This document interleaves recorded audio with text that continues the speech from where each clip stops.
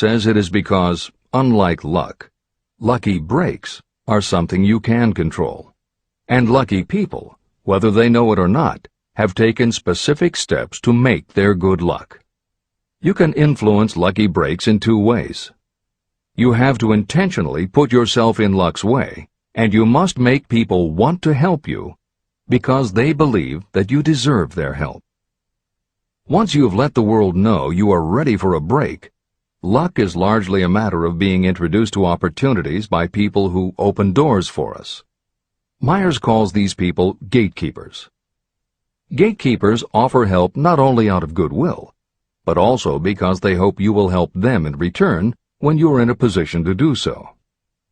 People who are lucky make it a point to impress their gatekeepers so that they will be the first to come to mind when opportunities arise. Your gatekeepers must believe that you deserve a break, and that it is worth it to them to give you one. One of the best ways to do that is simply to behave and act lucky. If you act like a loser, people think you are a loser. If you perceive yourself as lucky, it will be easier for others to see you that way. And if you are believed to be a lucky person, your chances of receiving lucky opportunities will increase, partly because others hope some of your luck will rub off on them. This is the biggest secret lucky people know. They know that when they seem lucky, more people want to help them. There are people waiting to make a difference in your life if you show them you are willing to make an effort and that you are enthusiastic. Mark Myers' book is devoted to explaining ways to do that. As Hill says, the only lucky break anyone can afford to rely upon is a self-made break. These come through the application of persistence. The starting point is definiteness of purpose. This is the end of the editor's comments. If you stop the first 100 people you meet on the street and ask them what they want most in life, 98 of them would not be able to tell you. If you press them for an answer, some will say security, many will say money, a few will say happiness, and others will say fame and power.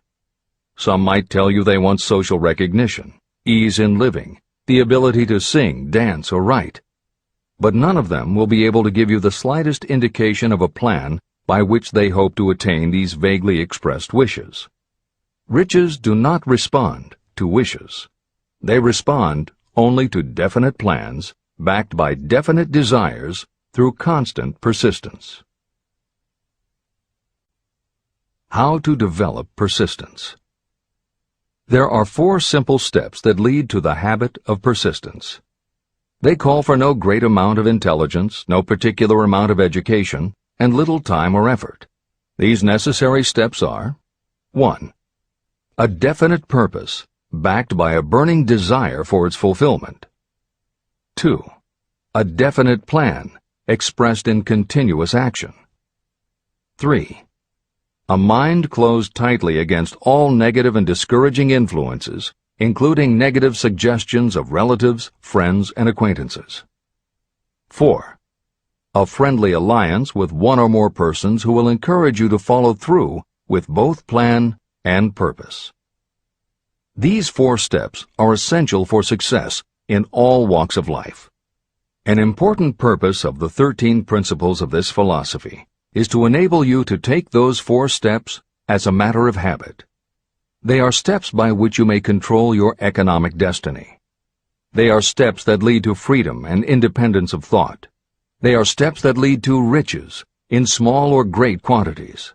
They are steps that lead the way to power, fame, and worldly recognition. They are 4 steps that guarantee favorable breaks. They are steps that convert dreams into physical realities. They are steps that lead also to the mastery of fear, discouragement, indifference. There is a magnificent reward for anyone who learns to take these 4 steps. It is the privilege of writing your own ticket and of making life yield whatever price is asked. How to master difficulties.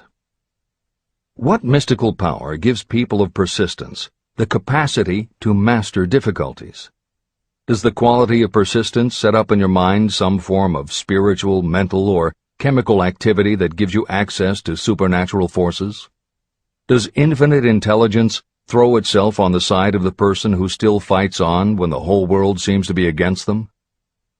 These and many other similar questions were in my mind as I watched Henry Ford start from scratch and build an industrial empire with little more than persistence. Or Thomas A. Edison, who, with less than 3 months of schooling, became the world's leading inventor. He turned his persistence into sound recording and playback machines, motion picture cameras and projectors, and the incandescent light, to say nothing of 100 other useful inventions. I had the opportunity to analyze both Mr. Edison and Mr. Ford up close and personal, year by year, over a long period of time. So I speak from actual knowledge when I say that I found no quality except persistence in either of them that even remotely suggested the major source of their stupendous achievements. If you make an impartial study of the prophets, philosophers, and religious leaders of the past, you will come to the inevitable conclusion that persistence, concentration of effort, and definiteness of purpose were the major sources of their achievements. Consider, for example, the fascinating story of Muhammad. Analyze his life. Compare him with men of achievement in this modern age of industry and finance, and observe how they all have one outstanding trait in common: persistence. If you want to understand more about the power of persistence and how it works, I strongly suggest that you read a biography of Muhammad. Editor's comments. At the beginning of the 21st century, there was an increased interest in Islam due to the attacks on the World Trade Center and the subsequent war on terror. Consequently, the modern reader will have no difficulty finding a number of very good books about Muhammad. At the time that Hill was writing the first edition of Think and Grow Rich, one of the best biographies of Muhammad was written by Esad Bey, who was born in Baku, Azerbaijan, the son of a Jewish businessman named Nusenbaum. Later, he changed his name when he converted to Islam.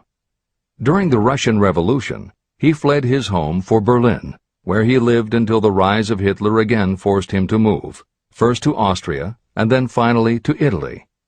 It is believed by some that this man, known as Esad Bey, also wrote under another pen name, Kurban Said, and was in fact the author of the acclaimed Azerbaijani novel, Ali and Nino. That Napoleon Hill was very impressed with this particular biography of Muhammad is clear from his recommendation, which follows. I strongly suggest that you read a biography of Muhammad, especially the one by Esad Bey. This brief review of that book, which appeared in the Herald Tribune, will provide a preview of the rare treat in store for those who take the time to read the entire story of one of the most astounding examples of the power of persistence known to civilization. The Last Great Prophet. Reviewed by Thomas Sugru. Muhammad was a prophet, but he never performed a miracle. He was not a mystic. He had no formal schooling. He did not begin his mission until he was 40. When he announced that he was the messenger of God, bringing word of the true religion, he was ridiculed and labeled a lunatic. Children tripped him, and women threw filth upon him. He was banished from his native city, Mecca, and his followers were stripped of their worldly goods and sent into the desert after him. When he had been preaching 10 years, he had nothing to show for it but banishment, poverty, and ridicule. Yet before another 10 years had passed, he was dictator of all Arabia, ruler of Mecca, and the head of a new world religion which was to sweep to the Danube and the Pyrenees before exhausting the impetus he gave it.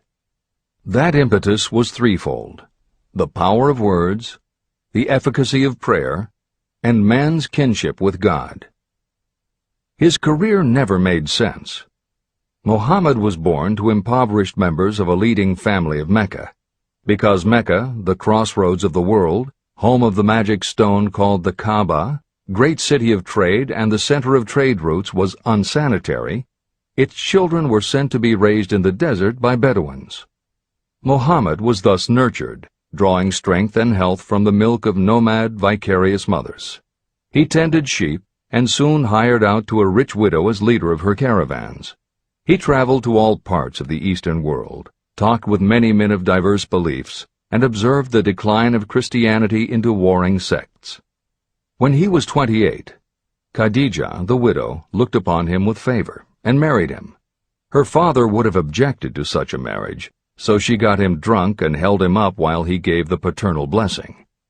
For the next 12 years, Muhammad lived as a rich and respected and very shrewd trader. Then he took to wandering in the desert, and one day he returned with the first verse of the Koran and told Khadijah that the archangel Gabriel had appeared to him and said that he was to be the messenger of God. The Koran, the revealed word of God, was the closest thing to a miracle in Muhammad's life. He had not been a poet. He had no gift of words. Yet the verses of the Koran, as he received them and recited them to the faithful, were better than any verses which the professional poets of the tribes could produce. This, to the Arabs, was a miracle. To them, the gift of words was the greatest gift. The poet was all-powerful. In addition, the Koran said that all men were equal before God, that the world should be a democratic state, Islam.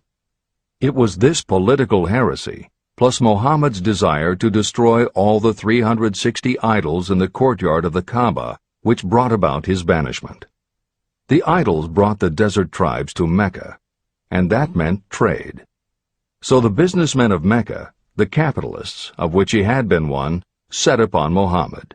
Then he retreated to the desert and demanded sovereignty over the world. The rise of Islam began. Out of the desert came a flame which would not be extinguished. A democratic army, fighting as a unit and prepared to die without wincing. Muhammad had invited the Jews and Christians to join him, for he was not building a new religion. He was calling all who believed in one God to join in a single faith. If the Jews and Christians had accepted his invitation, Islam would have conquered the world. They didn't. They would not even accept Muhammad's innovation of humane warfare. When the armies of the Prophet entered Jerusalem, not a single person was killed because of his faith. When the Crusaders entered the city, centuries later, not a Muslim man, woman, or child was spared. But the Christians did accept one Muslim idea, the place of learning, the university.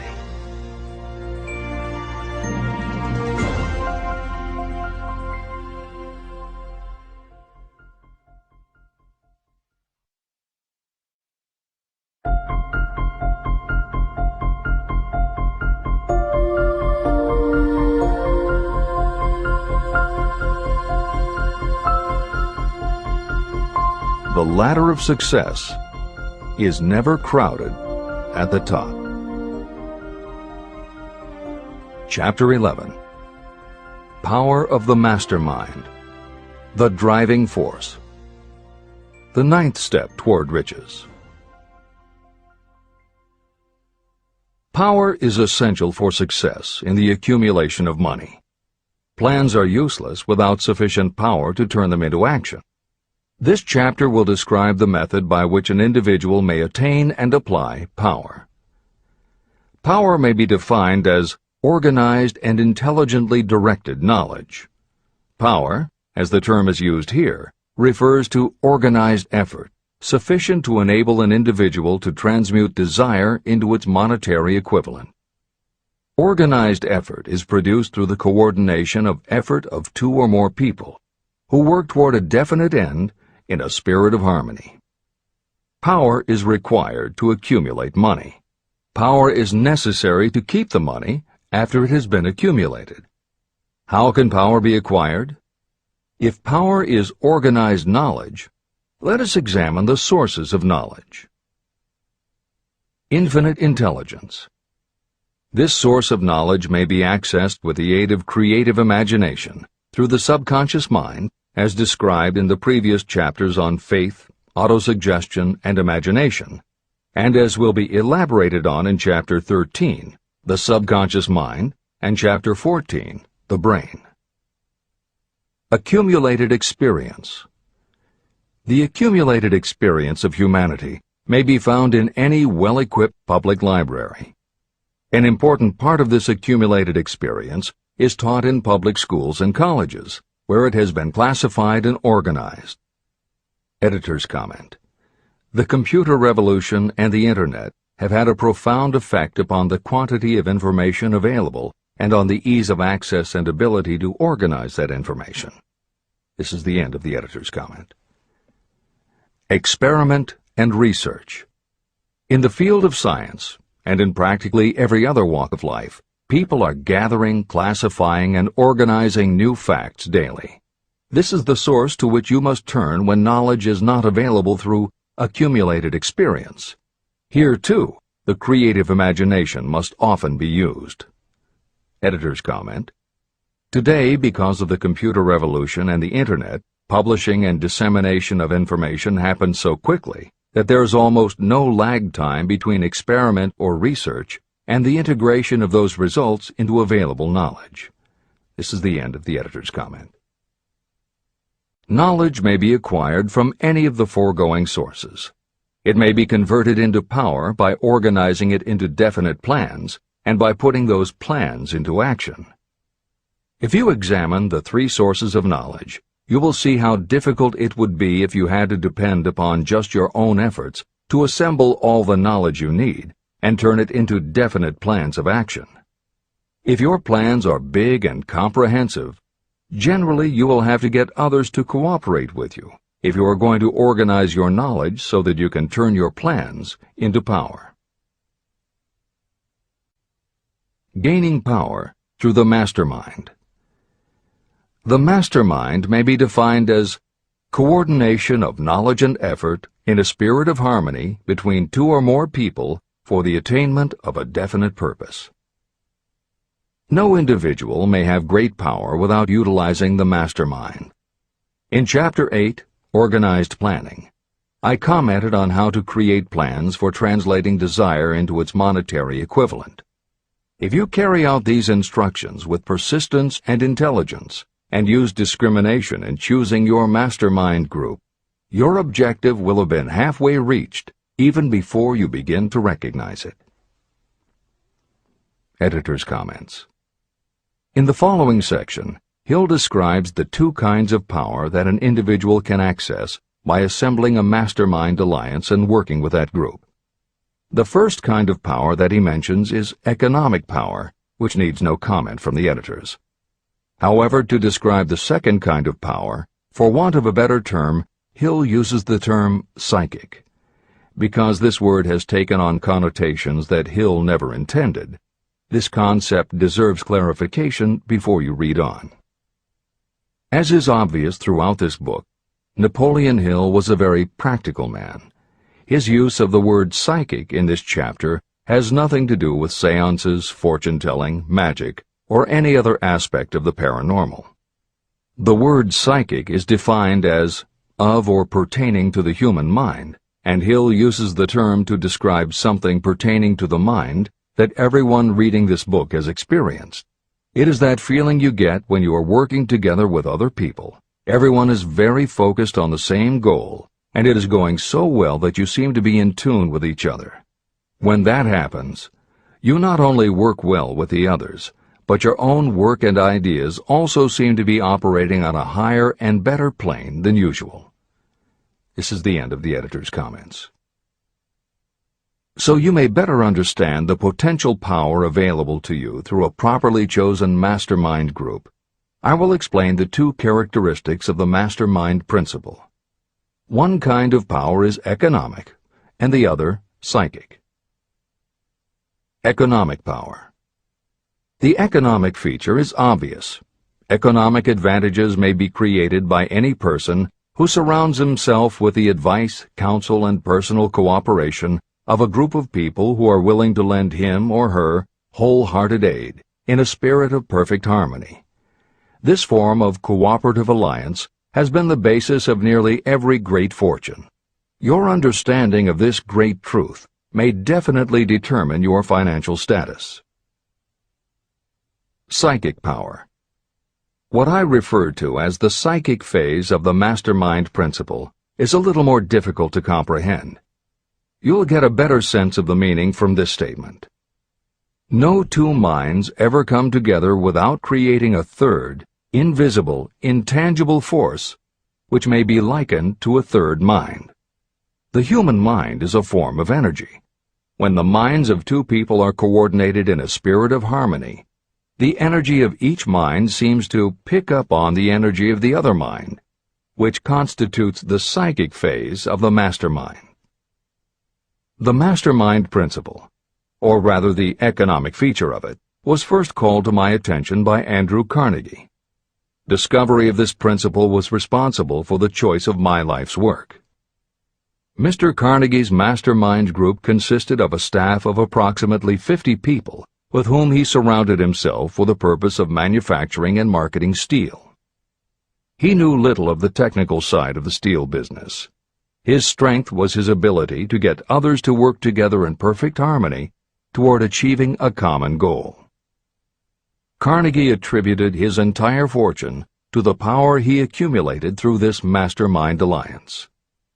If you analyze the record of anyone who has accumulated a great fortune, and many of those who have accumulated modest fortunes, you will find that they have either consciously or unconsciously employed the mastermind principle. Great power can be accumulated through no other principle. How to multiply your brain power. The human brain may be compared to an electric battery. It is a fact that a group of batteries will provide more energy than a single battery. It is also a fact that the amount of energy provided by each individual battery depends upon the number and capacity of the cells it contains. The brain functions in a similar fashion. Some brains are more efficient than others. A group of brains coordinated or connected in a spirit of harmony will provide more thought energy than a single brain, just as a group of electric batteries will provide more energy than a single battery. Through this metaphor, you can see that the mastermind principle holds the secret of the power wielded by those who surround themselves with others of great brain power. The following will further define the so-called psychic phase of the mastermind principle. When a group of individual minds are coordinated and function in harmony, the increased energy created through that alliance becomes available to every individual mind in the group. Henry Ford began his business career under the handicap of poverty, illiteracy, and ignorance. Within the inconceivably short period of 10 years, Mr. Ford mastered these three handicaps, and within 25 years, he made himself one of the richest men in America. How did he do it? Here is an important clue. Mr. Ford's most rapid strides became noticeable from the time he became a personal friend of the famed inventor Thomas A. Edison. In the story of Ford's success, this is just the first indication of what the influence of one mind upon another can accomplish. Follow his story further, and you will have even more evidence that power may be produced through friendly alliance of minds. It is a fact that Mr. Ford's most outstanding achievements became even more pronounced later, after he formed the acquaintances of Harvey Firestone, John Burroughs, and Luther Burbank, each a man of great mental capacity. People take on the nature and the habits and the power of thought of those with whom they associate in a spirit of sympathy and harmony. Through his association with Edison, Burbank, Burroughs, and Firestone, Mr. Ford added to his own brain power the intelligence, experience, knowledge, and spiritual forces of these four men. Henry Ford used the mastermind principle in exactly the way it is described in this book. This principle is available to you. I have already mentioned Mahatma Gandhi. Let me review the method by which he attained his stupendous power. It may be explained in a few words. He came by power through inducing over 200 million people to coordinate with mind and body in a spirit of harmony for a definite purpose. In brief, Gandhi accomplished a miracle. For it is a miracle when 200 million people can be induced, not forced, to cooperate in a spirit of harmony. If you doubt that this is a miracle, try to get even 2 people to cooperate in a spirit of harmony for any length of time. Every person who manages a business knows how difficult it is to get employees to work together in a spirit even remotely resembling harmony. Editor's comments. The first step in putting together your mastermind alliance is to clearly know your desire. Your desire will tell you what you need. It could be a small group, just 2 or 3 people, as was the case with Stephen Jobs and Steve Wozniak when they formed Apple, Bill Gates and Paul Allen launching Microsoft, or Steven Spielberg, Jeffrey Katzenberg, and David Geffen creating DreamWorks SKG. Or it could be a large group, such as the Mastermind Alliance of 30 regional directors of Century 21 Real Estate, which founder Arthur Bartlett firmly believes was essential to the company's success. Napoleon Hill suggests that in most cases it should be a dozen people or less, and generally the smaller the better. Choosing the people means finding those who not only share your vision, but who will also share their ideas, information, and contacts with you. They will let you use the full strength of their experience, training, and knowledge as if it were your own, and they will do it in a spirit of perfect harmony. The question that immediately comes to every reader's mind is, where do I find people who will help me to that degree? Napoleon Hill cannot answer that question for you, but he does tell you what to look for. Where you look is up to you. And if you really do have the desire to succeed, you will start looking and you won't give up until you find the right people. Napoleon Hill's description of the mastermind that appears below is augmented with additional material from articles and speeches he wrote after the publication of Think and Grow Rich. These were compiled for publication by Hill's friend, mentor, and business associate W. Clement Stone, and appear in 2 books, Napoleon Hill's Keys to Success and Believe and Achieve. This is the end of the editor's comments. Finding your mastermind members. Ally yourself with a group of as many people as you may need in order to assemble a mastermind that will assist you in creating and carrying out your plan or plans for the accumulation of money. Compliance with this instruction is absolutely essential. Choose to associate with people who share common values, goals, and interests, yet who each have a strong desire to contribute to the overall effort. Trial and error will be part of the process, but there are 2 qualities to keep foremost in your mind. The first is ability to do the job. Do not select people for your alliance merely because you know them and like them. Such people are valuable to you because they improve the quality of your life, but they are not necessarily suited to a mastermind alliance. Your best friend may not be the most knowledgeable marketing professional, but perhaps he or she can introduce you to someone who is. The second quality is the ability to work in a spirit of harmony with others. There must be a complete meeting of minds without any reservations. Personal ambition must be subordinate to the achievement of the purpose of the alliance. This includes your own. You must also insist upon confidentiality. Some people can give away an idea simply because they love to talk. You don't need them in your group. Attune yourself to every member of the group. Try to imagine how you would react in a given situation if you were in his or her shoes. Pay attention to body language. Sometimes facial expressions and movements say far more about what a person feels than the words that come out of his or her mouth. Be sensitive to what is not being said. Sometimes what is left out is far more important than what is included.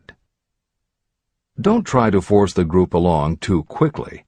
Allow for those who want to test ideas by playing devil's advocate. Compensating your mastermind. Before forming your mastermind alliance, decide what advantages and benefits you may offer the individual members of your group in return for their cooperation. No one will work indefinitely without some form of compensation. No intelligent person should request or expect another to work without adequate compensation. Wealth will obviously have the most appeal to your members. Be fair and generous in your offer. Recognition and self-expression may be just as important as money to some of your members. Remember that in such partnerships, the principle of going the extra mile, doing more and better than paid for, is especially important. As the leader, you should set an example for the others to follow. Each member must agree at the outset on the contribution each will make, and on the division of benefits and profits. Otherwise, be assured that dissension will arise, you will have wasted everyone's time, you will ruin friendships, and your venture will be destroyed. Meeting with your mastermind. Arrange to meet with the members of your mastermind group at least twice a week, and more often if possible, until you have jointly perfected the necessary plan or plans for the accumulation of money. The first meeting will be involved in sorting out strengths and weaknesses, and in fine-tuning your plans. Your alliance must be active to do any good. Establish specific responsibilities and action steps to be taken. As your mastermind matures and harmony grows among the members, you will find that the meetings create a flow of ideas into every member's mind. Don't let the meetings become so regular and formalized that they inhibit phone calls and other less formal contact. Mastermind maintenance. Maintain perfect harmony between yourself and every member of your mastermind group. If you fail to carry out this instruction to the letter, you may expect to meet with failure. The mastermind principle cannot work where perfect harmony does not prevail. Create a non-threatening environment. Explore all ideas with equal interest and concern for the originator's feelings. Everyone must deal with everyone else on a completely ethical basis. No member should seek unfair advantage at the expense of others.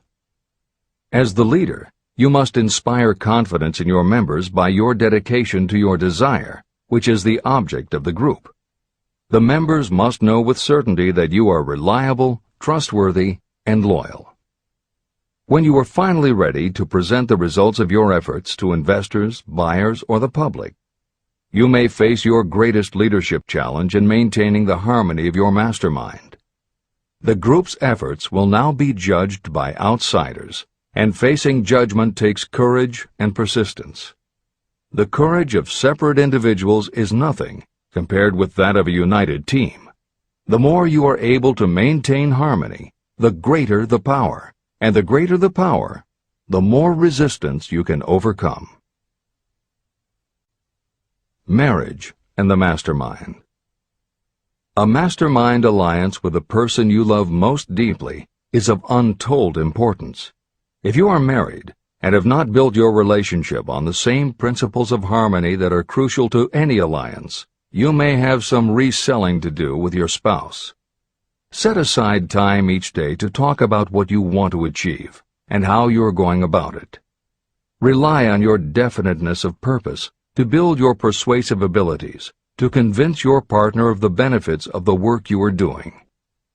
It is very unlikely that your work will not affect your husband or wife in some significant way, and you absolutely must not drag your partner unwillingly into any adventure.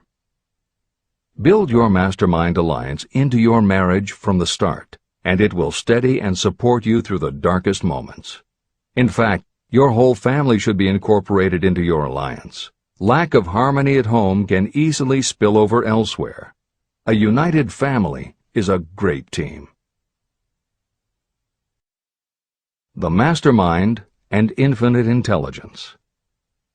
The list of sources from which you can get power is headed by infinite intelligence.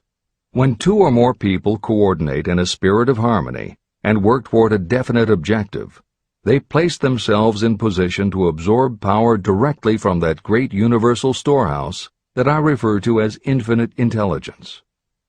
This is the greatest of all sources of power.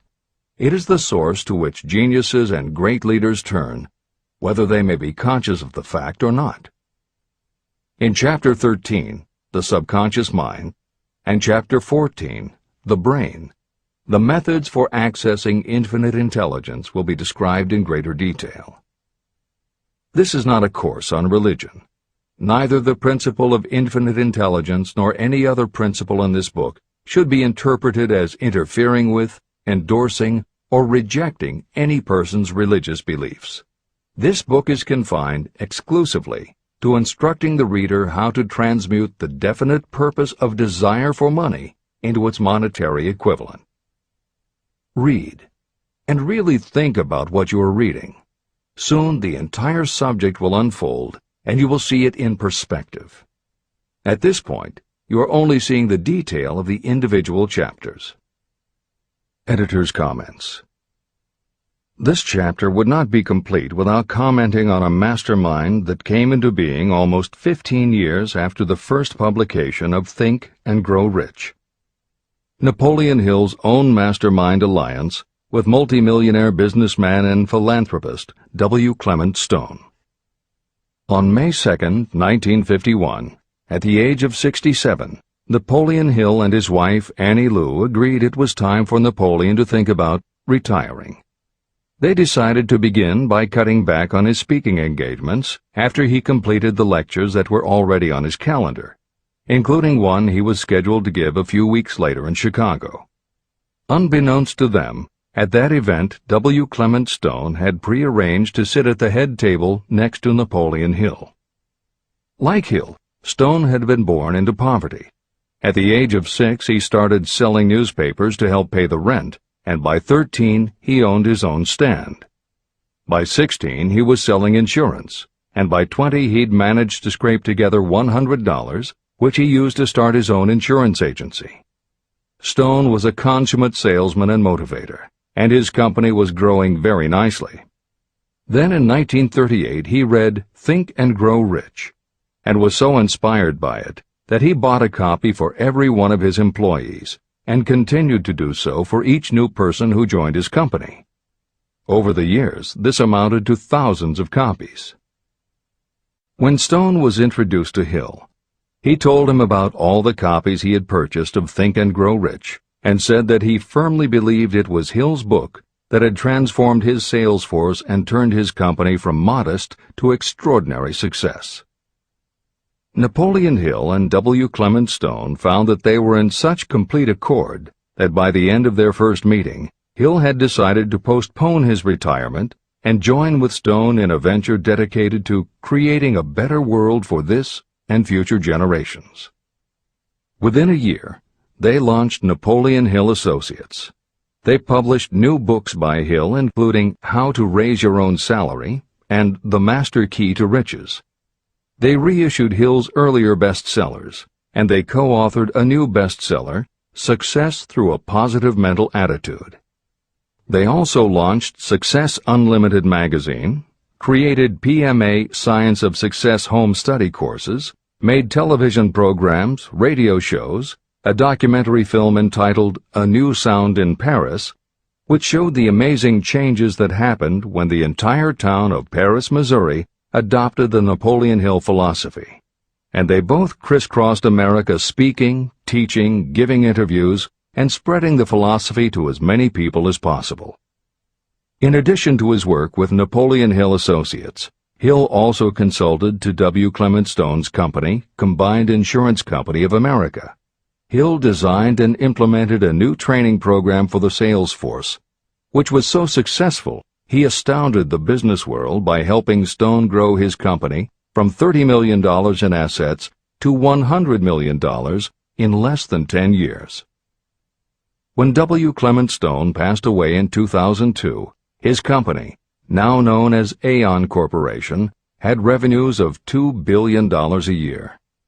W. Clement Stone had personally given more than $275 million to various charitable and philanthropic organizations. There has perhaps never been a greater example of coordination of knowledge and effort in a spirit of harmony between two or more people for the attainment of a definite purpose. The sheer volume of work and scope of influence achieved in a 10-year period by Napoleon Hill and W. Clement Stone leaves little question as to the power and importance of a mastermind alliance. This is the end of the editor's comments. The power of positive emotions.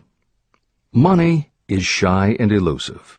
It must be wooed and won by methods not unlike those used by a determined lover. And the power you use in the wooing of money is not greatly different from what you use to attract the one you love. It is the power of positive emotion. That power, when successfully used in the pursuit of money, must be mixed with faith. It must be mixed with desire. It must be mixed with persistence. It must be applied through a plan, and that plan must be set into action. When money comes in large quantities, it flows to the one who accumulates it as easily as water flows downhill. There exists a great unseen stream of power, which may be compared to a river that flows in two directions. One side flows in one direction, carrying all who get into that side of the stream onward and upward to wealth. The other side flows in the opposite direction, carrying all who are unfortunate enough to get into it and can't pull themselves out downward to misery and poverty. Everyone who has accumulated a great fortune has recognized the existence of this stream of life. It consists of one's thinking process. Positive emotions form the side of the stream that carries you to fortune. Negative emotions form the side that carries you down to poverty. This is a point of great importance to the person who is following this book with the object of accumulating a fortune. If you are caught in the side of the stream of power that leads to poverty, this book will serve as an oar by which you may propel yourself over into the other side of the stream. But it can serve you only through application and use. Merely reading and passing judgment on it, either one way or another, will be of no benefit to you. Poverty and riches can change places.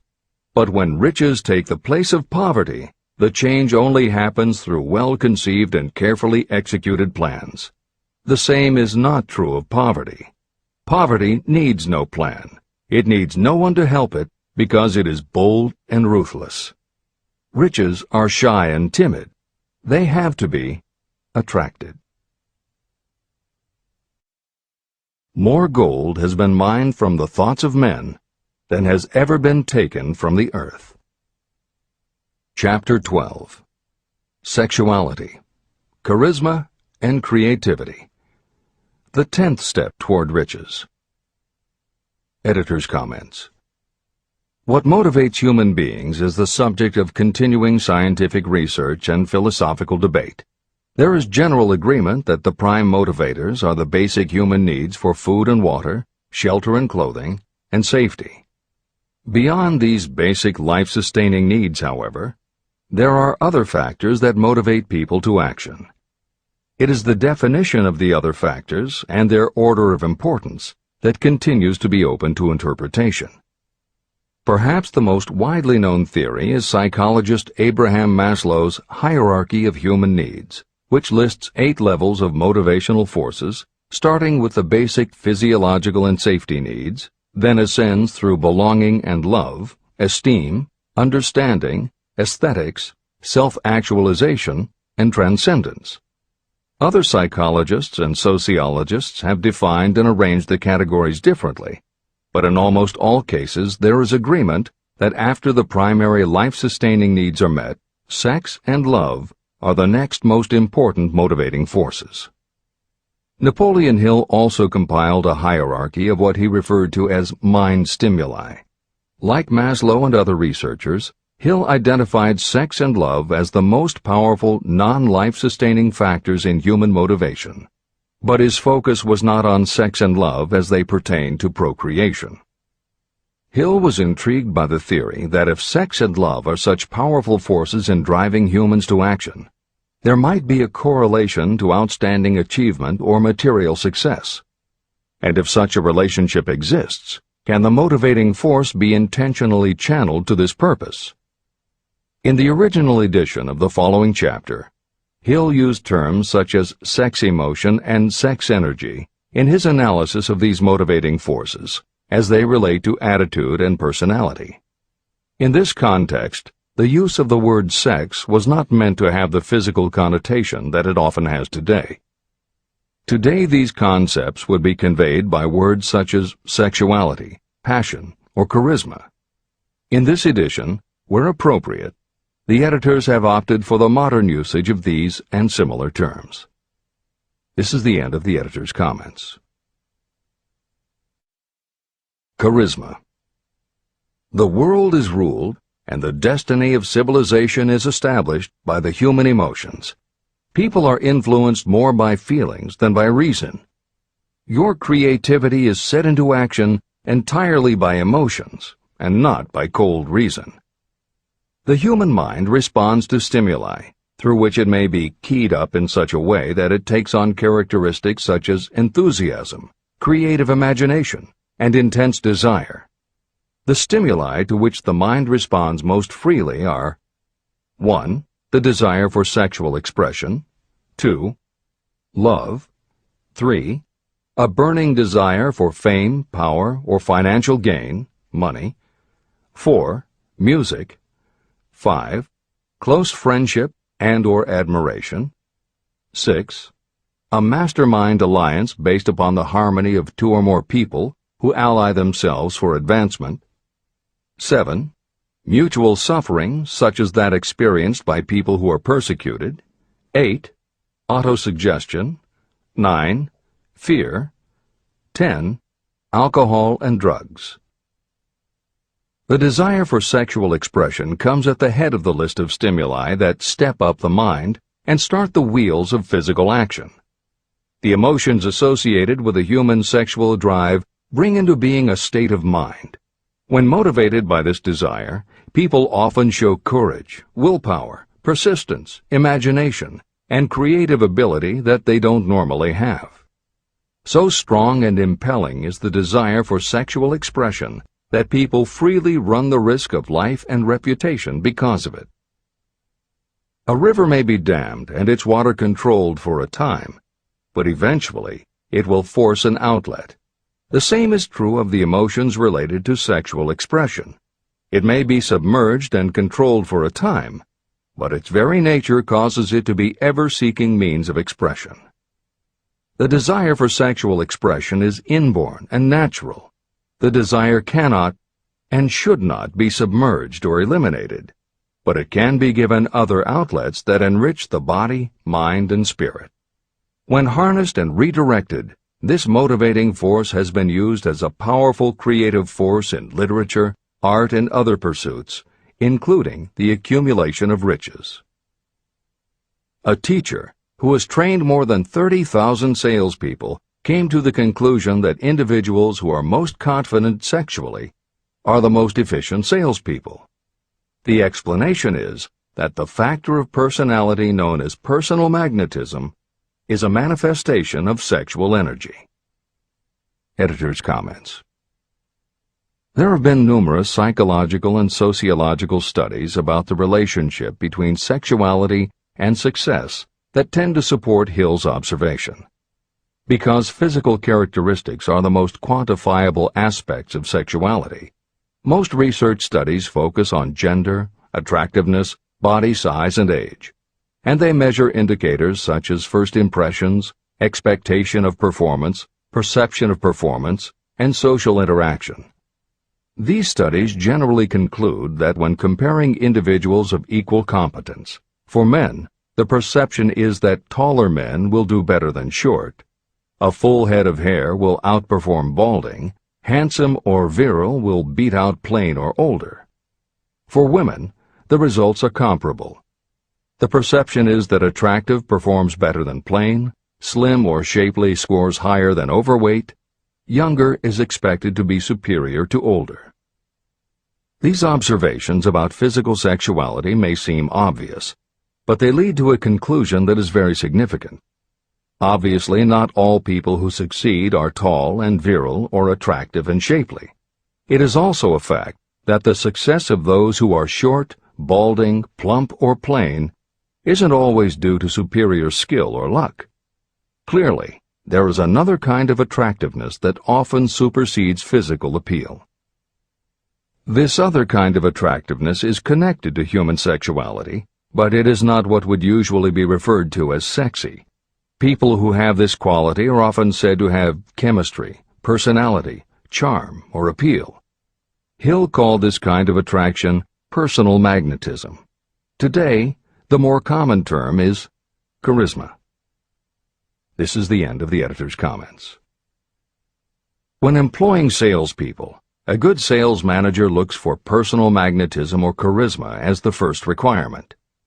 People who lack this kind of sexual energy will never become enthusiastic, nor inspire others with enthusiasm. And enthusiasm is one of the most important requisites in salesmanship, no matter what you're selling. The public speaker, preacher, lawyer, or salesperson who is lacking in charisma is a flop as far as being able to influence others is concerned. That, plus the fact that most people are influenced through an appeal to their emotions, should easily convince you of the importance of charisma as a part of the salesperson's ability. Master salespeople attain mastery in selling because they either consciously or unconsciously transmute charisma, sexual energy, into sales enthusiasm. That statement explains the actual, practical meaning of sexual transmutation. The meaning of the word transmute is, in simple language, the changing or transferring of one element or form of energy into another. The transmutation of sexual energy means switching the mind from thoughts of physical expression to thoughts of some other nature. Salespeople who know how to turn on charisma have acquired the art of sexual transmutation, whether they know it or not. The majority of salespeople who transmute their sexual energy do so without being aware of what they are doing or how they are doing it. You can cultivate and develop this quality in your dealings with others. Through cultivation and understanding, this vital motivating force may be drawn upon and used to great advantage in relationships between people. This energy may be communicated to others in the following ways. The handshake. The touch of the hand indicates instantly the presence of charisma or the lack of it. The tone of voice. Charisma, or sexual energy, is the factor with which the voice may be colored or made musical and charming. Posture and carriage of the body. People with charisma move briskly and with grace and ease. The vibrations of thought. People with charisma project sexuality through their personality in a way that influences those around them. Clothing and style. People who are charismatic are usually very careful about their personal appearance. They usually select clothing of a style becoming to their personality, physique, complexion, etc.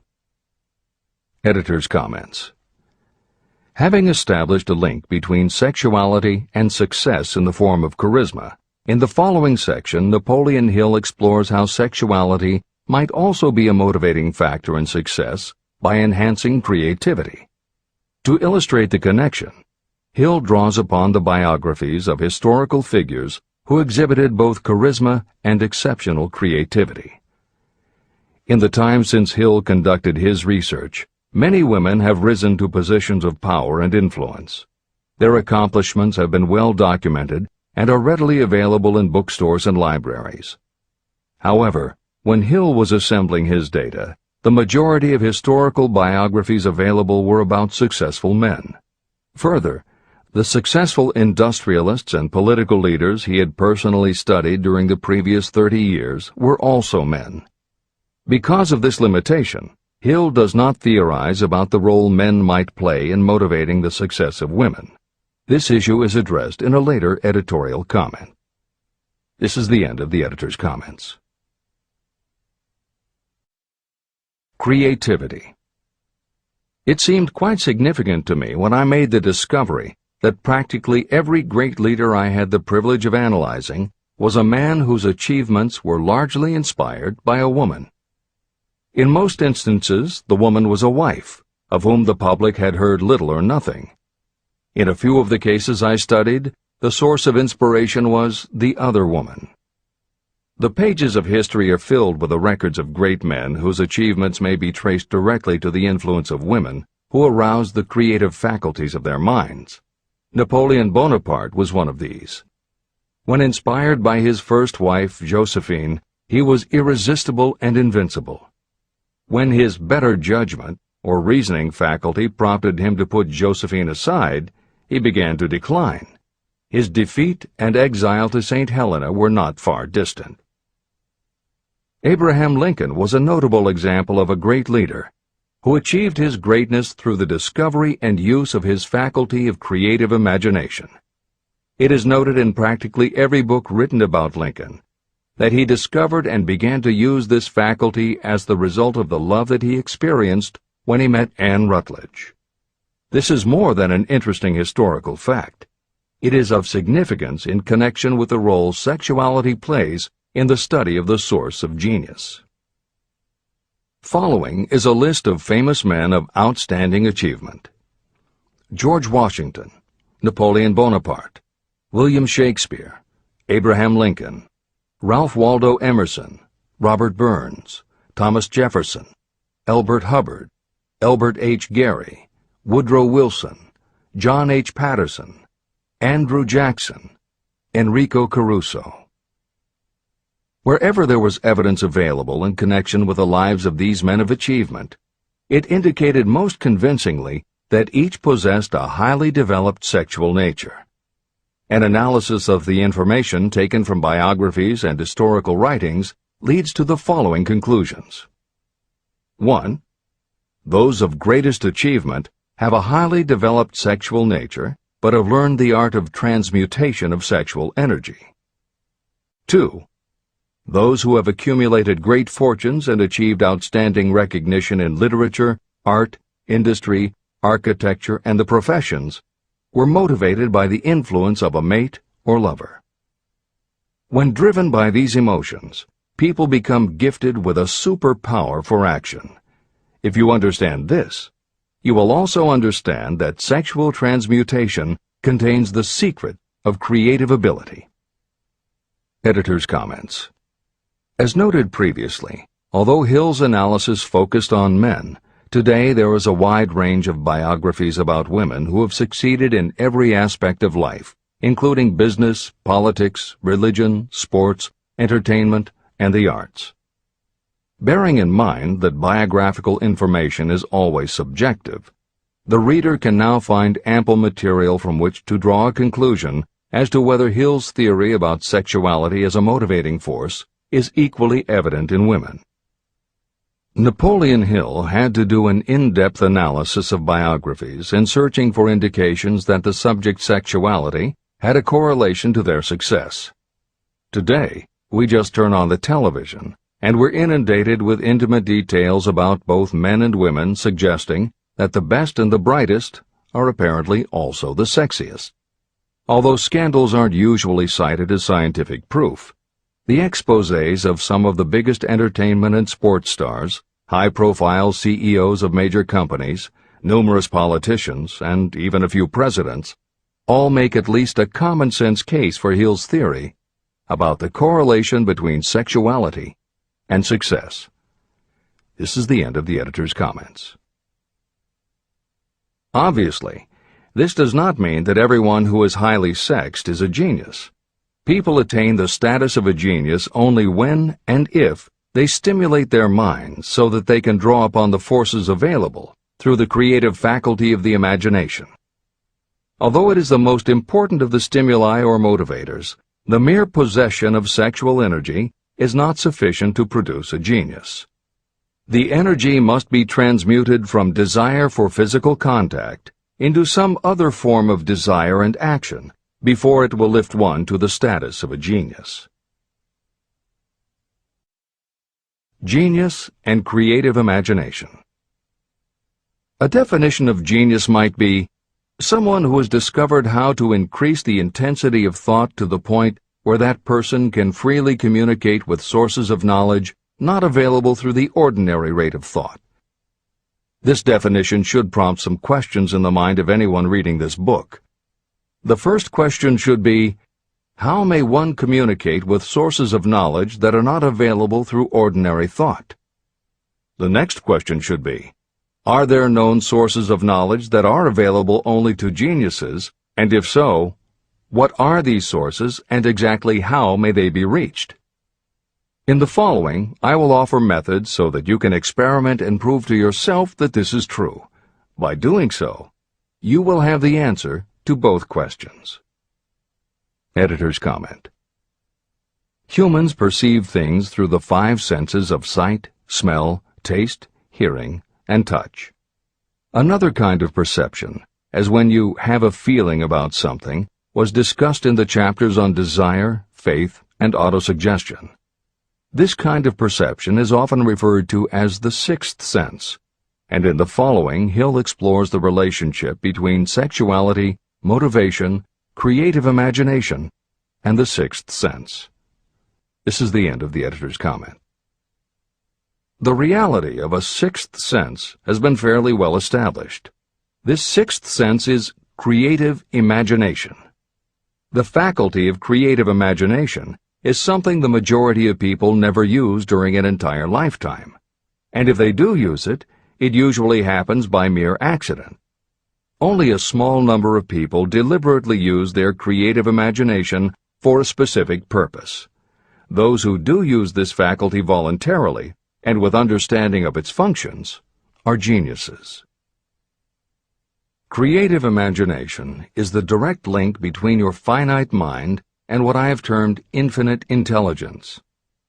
All revelations and all discoveries of basic or new principles in the field of invention take place through the faculty of creative imagination. When ideas, concepts, or hunches flash into your mind, they can only have come from one or more of the following sources. 1. From the mind of some other person who has just released the thought, idea, or concept through conscious thought. 2. Your subconscious mind, which stores every thought and impression that ever reached your brain through any of the 5 senses. 3. From another person's subconscious storehouse. 4. Infinite intelligence. There are no other possible sources from which inspired ideas or hunches may be received. When brain action has been stimulated through one or more of the 10 mind stimulants listed at the beginning of this chapter, it has the effect of lifting you far above the horizon of ordinary thought. It permits you to envision distance, scope, and quality of thoughts not available on the lower plane, such as when you are solving routine problems of business. When you are lifted to a higher level of thought through mind stimulation, it is as though you have taken off in an airplane. You can now see over and beyond the horizon that limits your vision when you are on the ground. Not only that, but while you are on this higher level of thought, you are not even aware of such things as the problems of gaining the 3 basic necessities of food, clothing, and shelter. You are in a world of thought in which the ordinary workaday thoughts have been removed, just as the hills and valleys that obstruct your vision on the ground don't interfere when you are in an airplane. While on this exalted plane of thought, the creative faculty of the mind is given freedom for action. The way has been cleared for the 6th sense to function. It becomes receptive to ideas that could not reach the individual under any other circumstances. The 6th sense is the faculty that marks the difference between a genius and an ordinary individual. Developing your creative imagination. A mind stimulant is any influence that will either temporarily or permanently increase the intensity of thought. The previously mentioned 10 major stimulants are those most commonly resorted to. Through these sources you may commune with infinite intelligence, enter the storehouse of your subconscious mind, or perhaps even that of another person. That is all there is to genius. The more you use your creative faculty, the more alert and receptive it becomes to factors originating outside your conscious mind. And the more this creative faculty is used, the more you will rely upon it for your thoughts and ideas. This faculty can be cultivated and developed only through use. What we generally refer to as our conscience operates entirely through the faculty of the 6th sense. The great artists, writers, musicians, and poets become great because they acquire the habit of relying upon the still small voice that speaks from within, through their creative imagination.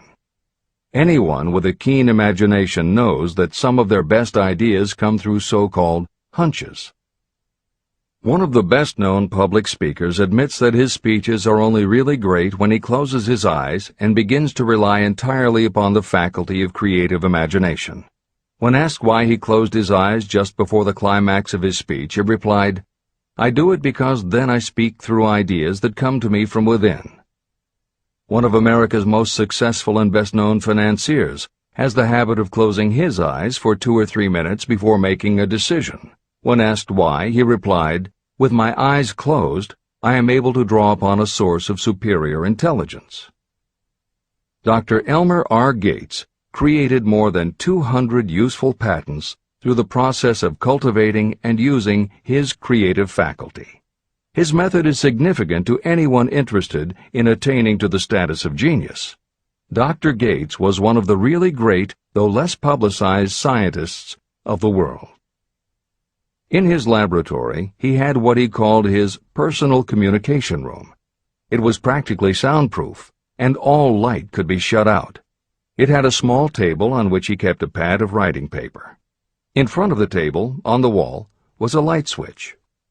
When Dr. Gates desired to draw upon the forces available to him through his creative imagination, he would go into this room, seat himself at the table, shut off the lights, and concentrate on the known factors of the invention he was working on. He would stay in that position until ideas began to flash into his mind in connection with the unknown factors of the invention. On one occasion, ideas came through so fast that he was forced to write for almost 3 hours. When the thoughts stopped flowing, he examined his notes and found they contained a minute description of principles that had no parallel in the known data of the scientific world. Moreover, the answer to his problem was right there in those notes. Dr. Gates earned his living by sitting for ideas. He did it for individuals and corporations, and some of the most sensible people and largest traditional corporations in America paid him to do it. The part of your mind that you generally use for reasoning may be faulty, because it is largely guided by your accumulated experience. Not all knowledge that you have learned through experience is accurate. Many times your creative ideas are much more reliable because they come from sources that are more reliable than those available to the reasoning faculty of the mind. Methods used by geniuses are available to you. The major difference between the genius and the ordinary inventor is that the genius makes use of both the synthesized and the creative faculties of imagination. For example, the scientific inventor begins an invention by organizing and combining the known ideas or principles accumulated through experience through the synthesized faculty, the reasoning faculty. If the inventor finds this accumulated knowledge is insufficient, the scientist then draws upon the sources of knowledge available through the creative faculty. The method by which the inventor does this varies with the individual, but this is the essence of the procedure. 1. The inventor stimulates his or her mind so that it functions on a higher-than-average plane through one or more of the mind stimulants. 2. The inventor then concentrates on the known factors, the finished part of the invention, and creates in his or her mind a perfect picture of the unknown factors, the unfinished part of the invention. The inventor holds this picture in mind until it has been taken over by the subconscious, then relaxes by clearing his or her mind of all thought and waits for the answer to flash into mind. Sometimes the results are both definite and immediate. At other times the results are negative, depending on the state of development of the sixth sense or creative faculty. Thomas Edison tried out more than 10,000 different combinations of ideas through the synthetic faculty of his imagination, before he tuned in through the creative faculty and got the answer that perfected the incandescent light bulb. His experience was similar when he produced the phonograph. Editor's comments. Synchronicity precognition, intuition, flashes of insight, hunches, gut feelings, symbolic dreams. These are all aspects of the phenomenon Napoleon Hill was describing in his two correlated terms, creative imagination and infinite intelligence. And the fact that Hill made a serious study of this function of the mind puts him in exceptional company. The fathers of modern psychology, Sigmund Freud and Carl Jung, recognized and tried to explain this sixth sense. Jung's concept of the collective unconscious, which is the very basis of Jungian psychology, is in many ways identical to Hill's concept of infinite intelligence. Scientists from Archimedes to Newton to Einstein to the team of Watson and Crick who determined the structure of DNA, all conceded that intuition was instrumental in their discoveries. Duke University created a department for the sole purpose of studying these phenomena under scientific conditions. Many scientists admit to using personalized techniques similar to Hill's method for accessing intuition and creativity. These include Friedrich Kekule, who discovered the molecular structure of benzene through a dream symbol; physiologist Otto Loewi, who had a hunch followed by a dream that won him the Nobel Prize in Medicine; and as mentioned above, James Watson's breakthrough in the structure of DNA. Mozart, Shelley, Coleridge, Huxley, Descartes, Robert Louis Stevenson all claimed intuition played a role in their creations. William Blake learned the secret to a copper engraving process from a dream. British Prime Minister Winston Churchill firmly believed a premonition saved him from being killed by a bomb during the Blitz of London. As was noted earlier, psychiatry, clinical hypnosis, and affirmations all had to overcome considerable skepticism before they were accepted. That is also true of those phenomena Hill terms infinite intelligence. However, in the 1970s and 80s, the public's interest was piqued by well-researched books such as The Intuitive Edge by Philip Goldberg, Creative Dreaming by Patricia Garfield, and The Right Brain Experience by Mary-Lee Zdenek. Though these anomalies of the mind still defy laboratory proof, contemporary researchers continue to publish tantalizing results. This is the end of the editorial comments. Nature has equipped the human brain and mind with internal stimulants that safely trigger the mind to tune in to fine and rare thoughts. No satisfactory substitute for nature's stimulants has ever been found. However, history is not lacking in examples of people who rose to the status of genius as the result of using artificial mind stimulants. Edgar Allan Poe wrote The Raven while under the influence of alcohol, dreaming dreams no mortal ever dared to dream before.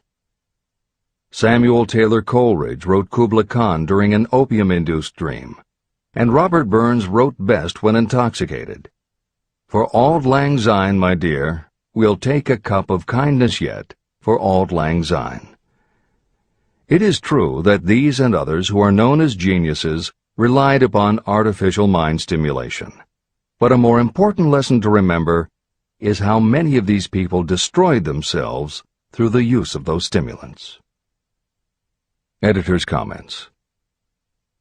In more contemporary terms, Hill's point about the dangers of artificial mind stimulants was never better made than it was in the television series Behind the Music, which began running on VH1 in the late 1990s. The series was meant to chronicle the lives of rock stars and celebrate their hits, but after viewing 2 or 3 of the shows, they all began to look the same. Young singer and band have a hit record, make millions of dollars, plunge into the sex, drugs, and rock and roll lifestyle, everyone gets addicted, and they blow all of the money. By the end of the show, at least one band member overdoses, the band breaks up, the singer hits the skids, meets someone who inspires him or her to go into rehab, the ex-star makes an anti-drug TV spot and professes newfound faith and family values while announcing a comeback tour. Although the shows played like a bad parody of themselves, the fact that the stories were so similar, that so many talented singers and songwriters who depended on drugs ended up burning out, should be telling you something, especially if you don't just want to succeed, but want to keep and enjoy your success. This is the end of the editor's comments. Every intelligent person knows that stimulation in excess through alcohol or drugs is a destructive form of intemperance. For some, overindulgence in sexual expression may become just as destructive. A sexually obsessed person is not essentially different from a person addicted to drugs or alcohol. Both have lost control over their faculties of reason and willpower. Human sexuality is a mighty urge to action, but its forces are like a cyclone, almost impossible to completely control. When an individual is driven solely by emotions related to sexuality, that person may be capable of great achievement, but their actions are often disorganized and destructive. It is true that a person may pursue financial or business success by harnessing the driving force of sexual energy without self-control. But history is filled with evidence that such people likely have certain traits of character that rob them of the ability to either hold or enjoy their fortunes.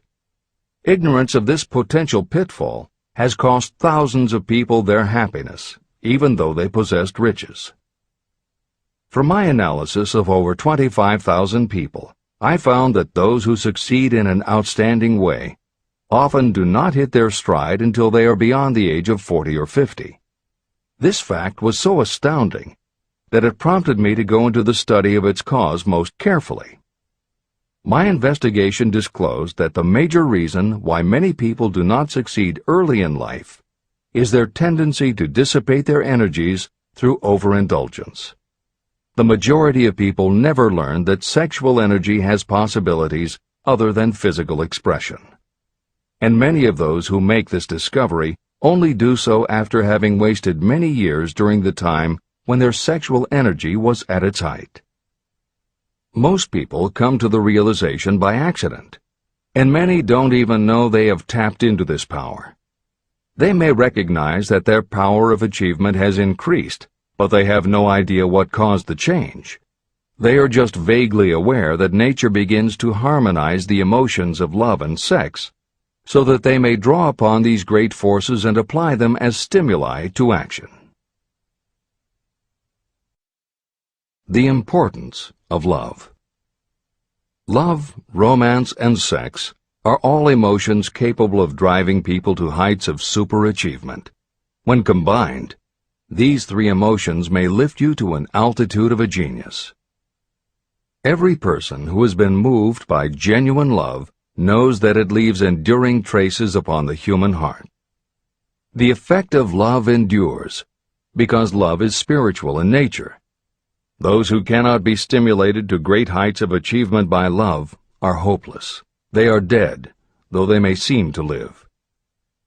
If you believe you are unfortunate because you have loved and lost, you are wrong. One who is loved truly can never lose entirely. Love is whimsical and temperamental. It comes when it pleases and goes away without warning. Accept and enjoy it while it remains, but spend no time worrying about its departure. Worry will never bring it back. Dismiss the thought that love only comes once. Love may come and go times without number, but there are no two love experiences that affect you in just the same way. There may be one love experience that leaves a deeper imprint on the heart than all the others. But all love experiences are beneficial, except to the person who becomes resentful and cynical when love makes its departure. Even the memories of love can lift you and stimulate your mind. Go back into your yesterdays at times and bathe your mind in the beautiful memories of past love. It will soften your worries and give you a source of escape from the unpleasant realities of life.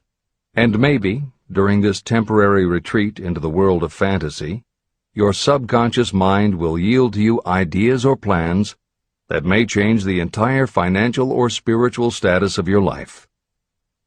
There should be no disappointment over love, and there would be none if people understood the difference between the emotions of love and sex. Love is an emotion of many shades and colors. but the most intense and burning of all is that experienced in the blending of the emotions of love and sex. Marriages or committed relationships that are not blessed with love properly balanced with sex cannot be happy ones, and seldom endure. Love alone will not bring happiness, nor will sex alone.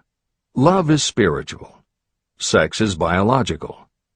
No experience that touches the human heart with a spiritual force can possibly be harmful, except through ignorance or jealousy. The presence of destructive emotions in the human mind may poison it in a way that destroys your sense of justice and fairness. Just as a chemist can take certain chemical elements, none of which are harmful in themselves, and by mixing them together create a deadly poison, in a similar manner the emotions of sex and jealousy, when mixed, may turn just as lethal. Love is the emotion that serves as a safety valve and brings balance, reason, and constructive effort. Love is, without question, life's greatest experience. It can bring you into communion with infinite intelligence. When love guides the emotions, it may lead you well on your way toward creative effort.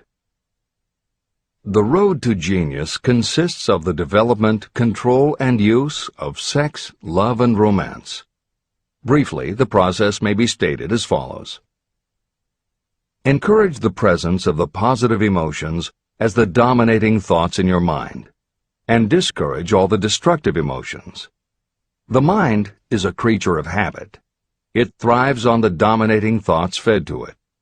Through your willpower, you may discourage the presence of any emotion and encourage the presence of any other. Control of your mind, through the power of your will, is not difficult. Control comes from persistence and habit. The secret of control lies in understanding the process of transmutation. When any negative emotion presents itself in your mind, it can be transmuted into a positive or constructive emotion by the simple procedure of changing your thoughts.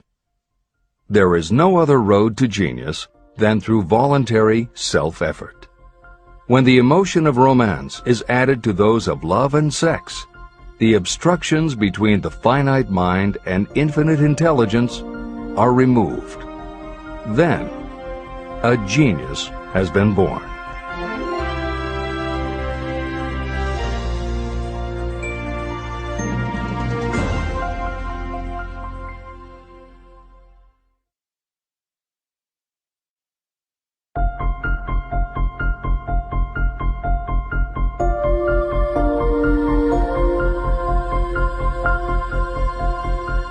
Success requires no explanations. Failure permits no alibis. Chapter 13. The Subconscious Mind. The Connecting Link. The 11th Step Toward Riches. The subconscious mind consists of a field of consciousness, in which every impulse of thought that reaches the conscious mind, through any of the 5 senses, is classified and recorded. The subconscious receives and files sense impressions or thoughts regardless of their nature. You can plant in your subconscious mind any plan, thought, or purpose that you desire to translate into its physical or monetary equivalent. Those desires that have been mixed with emotional feeling and faith in your ability are the ones that are strongest. Therefore, they are the first to which the subconscious responds. The subconscious mind works day and night, and in some way which is not fully understood, the subconscious seems able to draw upon the forces of infinite intelligence for the power to transmute your desires into their physical equivalent. And it does it in the most straightforward and practical way. You cannot entirely control your subconscious mind, but you can hand over to it any plan, desire, or purpose that you wish transformed into concrete form. Refer again to the instructions for using the subconscious mind in Chapter 5, Autosuggestion. Editor's comments. In the chapter on autosuggestion, the 4 primary methods for planting and reinforcing suggestions in your subconscious are: 1. The formulation and writing out of your desire. 2. the repetition of positive affirmations. 3. The creative visualization of your goal. And 4. By acting as though the goal is already yours. This is the end of the editor's comment. From my research, I have concluded that the subconscious mind is the connecting link between the finite mind of man and infinite intelligence. It is the intermediary through which you may draw upon the forces of infinite intelligence. From my research, I have concluded that the subconscious mind is the connecting link between the finite mind of man and infinite intelligence. It is the intermediary through which you may draw upon the forces of infinite intelligence. Only the subconscious mind contains the process by which mental impulses, thoughts, are modified and changed into their spiritual, energy, equivalent. It alone is the medium through which prayer, desire, may be transmitted to the source capable of answering prayer, infinite intelligence. How to energize your subconscious mind for creative effort. The possibilities of what you can do when you connect creative effort with the subconscious mind are stupendous. They inspire me with awe. I never approached the discussion of the subconscious mind without a feeling of littleness and inferiority due to the fact that man's entire stock of knowledge on this subject is so pitifully limited. First, you must accept as a reality the existence of the subconscious mind and what it can do for you. This will enable you to understand its possibilities as a medium for transmuting your desires into their physical or monetary equivalent, and then you will comprehend the full significance of the instructions given in Chapter 3, Desire. You will also understand the importance of making your desires clear and putting them in writing. You will understand as well the necessity of persistence in carrying out instructions. The 13 principles that are the basis of this book are the stimuli with which you acquire the ability to reach and to influence your subconscious mind. Do not become discouraged if you cannot do this on your first attempt. Remember that the subconscious mind can be directed only through habit. You have not yet had time to master faith. Be patient. Be persistent. Editor's comments. There are two aspects to Hill's theory of the subconscious mind. There are two aspects to Hill's theory of the subconscious mind. One is the concept of the subconscious as the storehouse of all information and thoughts that you have ever experienced. The second is the concept of the subconscious as the gateway to infinite intelligence. In this chapter, Hill focuses primarily on the subconscious as a storehouse. Expanding on the editorial comment about the subconscious mind that appears in the chapter on autosuggestion, proof that the subconscious is a storehouse of information is confirmed in the use of hypnotherapy by psychiatrists. Through hypnosis, psychiatrists are able to help patients open the door to their subconscious so that they can retrieve information about traumatic situations that have been filtered out or repressed by the conscious mind.